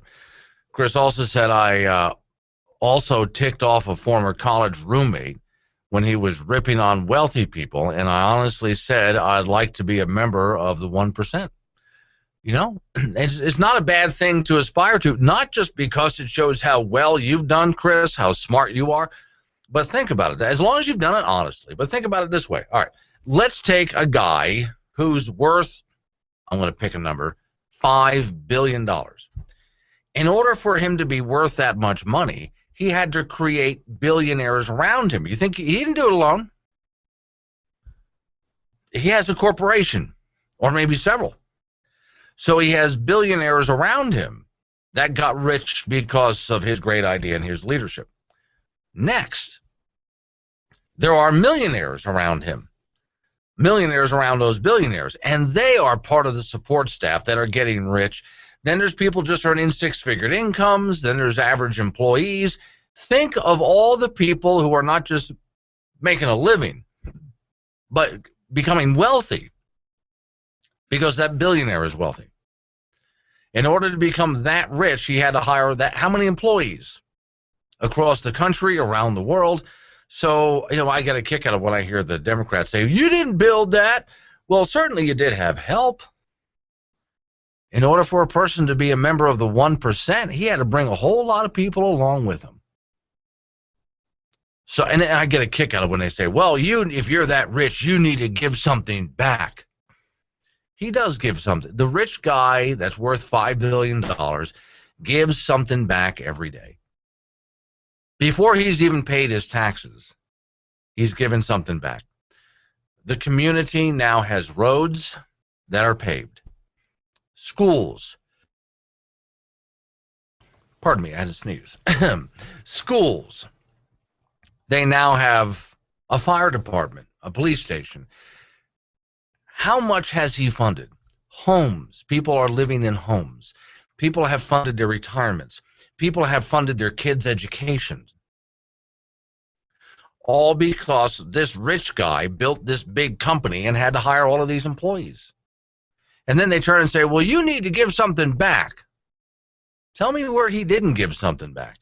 Everything that the community has that his business is in is because of his business.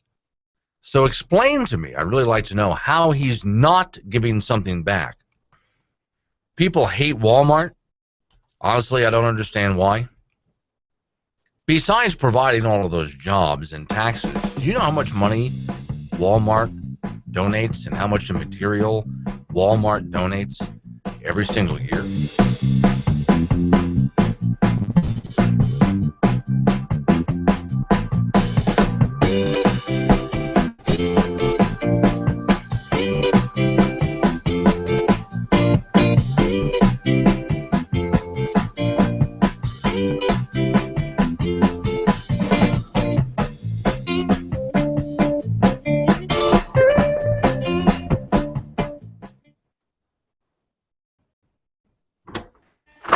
Welcome to Wesley Mouch's Liberal Cafe. We have the only menu with fine print, so please read. You must wait to be seated.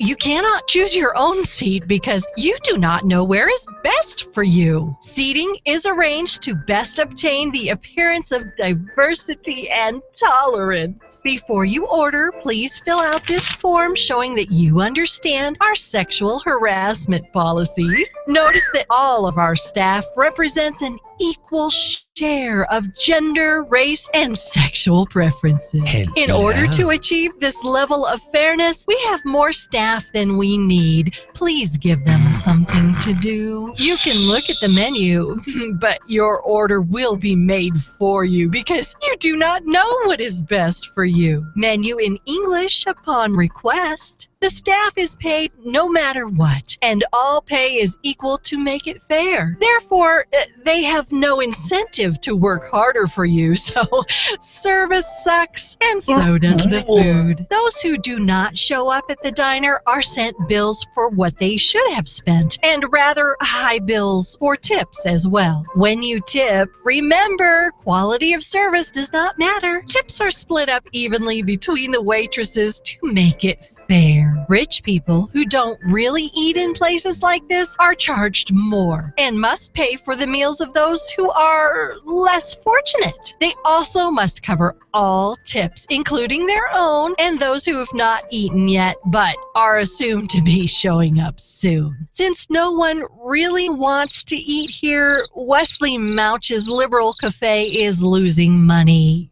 big time, and so is subsidized by the government. Because most of the money is eaten up by the bureaucracy, very little of it actually gets to the diner. Interestingly, though, more and more money is allocated every year, but less and less seems to make it. This restaurant is union run.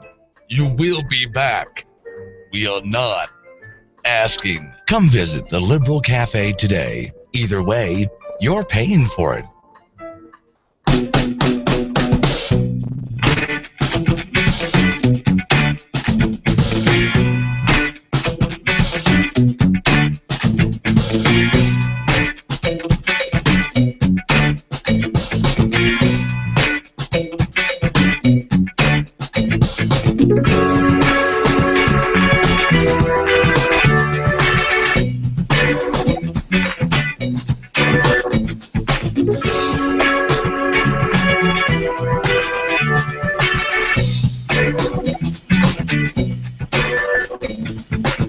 It's the Bold Republic Radio Show. My name is Glenn Woods. Thanks for joining me. Don't forget everything you heard today. You can find on my website and a whole lot more, boldrepublic.com. And don't forget, show archives are there, and there's an app for that. Just go to your app store, type in Bold Republic. You can listen to the show whenever you want to over whatever device. You can put an app on it. It's absolutely free. No pun intended. So, okay, let me see. Experiment 0789, he said he had some ideas for the EPA. So we were thinking extortion is pilfering America, or EPA, because Environmental Protection Agency just simply doesn't work. So he's tossing out ideas here. E for energy, E for evil, evil's good. P for pollution, P for political. Evil, political, I'm going with that. Agency. And he had agency or aristocracy. Well, I like evil political. Okay, that's good. So aristocrats is one of the ones he had there? Okay. Yeah, so I do like the first two. This is how we were doing it here yesterday at the station. We were just tossing out words to see what would work and then combining them here. So EPA, evil political aristocrats would be one of them. But I'm thinking we got to work on something on the A there. Evil political something with the letter P that really describes what they are. But I think you're on the right track there. Keep working on it. Just keep tossing out letters for the or words for the letter P, and eventually it'll strike you. I got it. Because that's exactly what we were doing. Taking every single letter and just lining them up and seeing what we could come up with for that letter. Okay, so we've talked about this before. Here's the latest story. PETA's dirty little secret. People eating tasty animals. You see what we did there? They wanted people for the ethical treatment of animal, but we decided no. We gotta. They can't have that.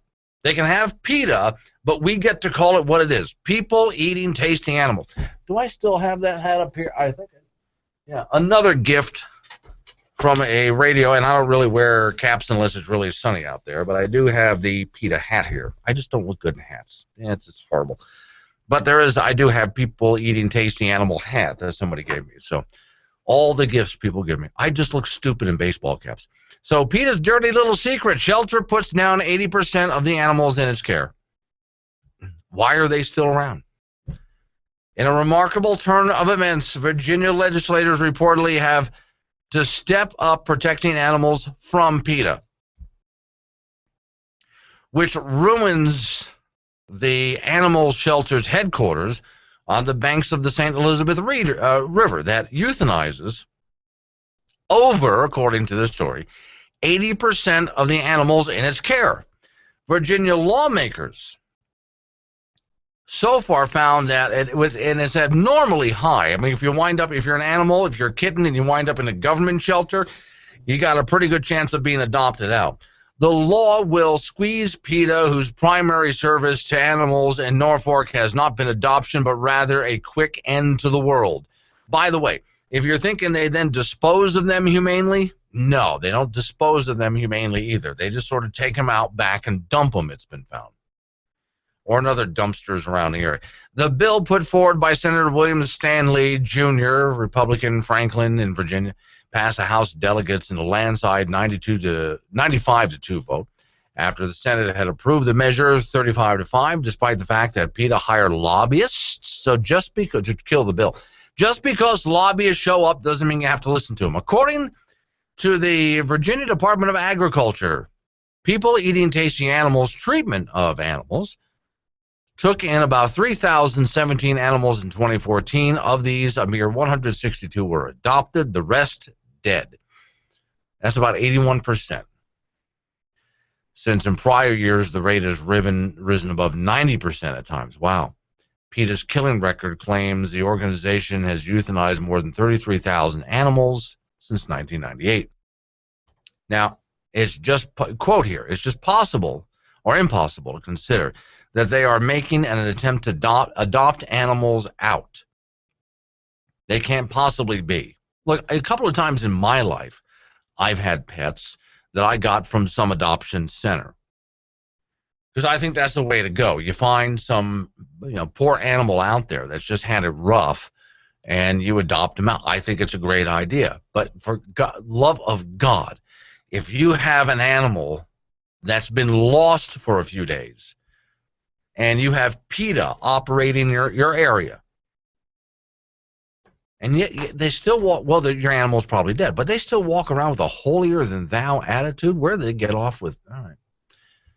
So from Experimental 0789, a couple more suggestions here. Energy Pollution Agency or evil political aristocrat. Yeah, I'm still saying work on that. I would stick, well, he's still trying to find something for EPA, and he's throwing me more suggestions. I would stick with evil political. And then, like I said, work on the letter P for EPA. Now, on our end, so far, I think we've pretty much agreed that it's got to be, well, for EPA, it's got to be extortionist pilfering America. But I do like the evil political because that really describes who they are. There's a lot political about EPA. A whole lot political about EPA. Like PETA. PETA has very little to do with rescuing animals. The EPA has very little to do with actually taking care of the environment. It's just a path towards socialism, you know that. You're not supposed to. Well, you're not allowed to be in charge of your own property or your own life. The EPA will guide you in this. All right, Thursdays tomorrow. We'll do it all again. Thanks for hanging in there, folks. Do appreciate it. See you tomorrow.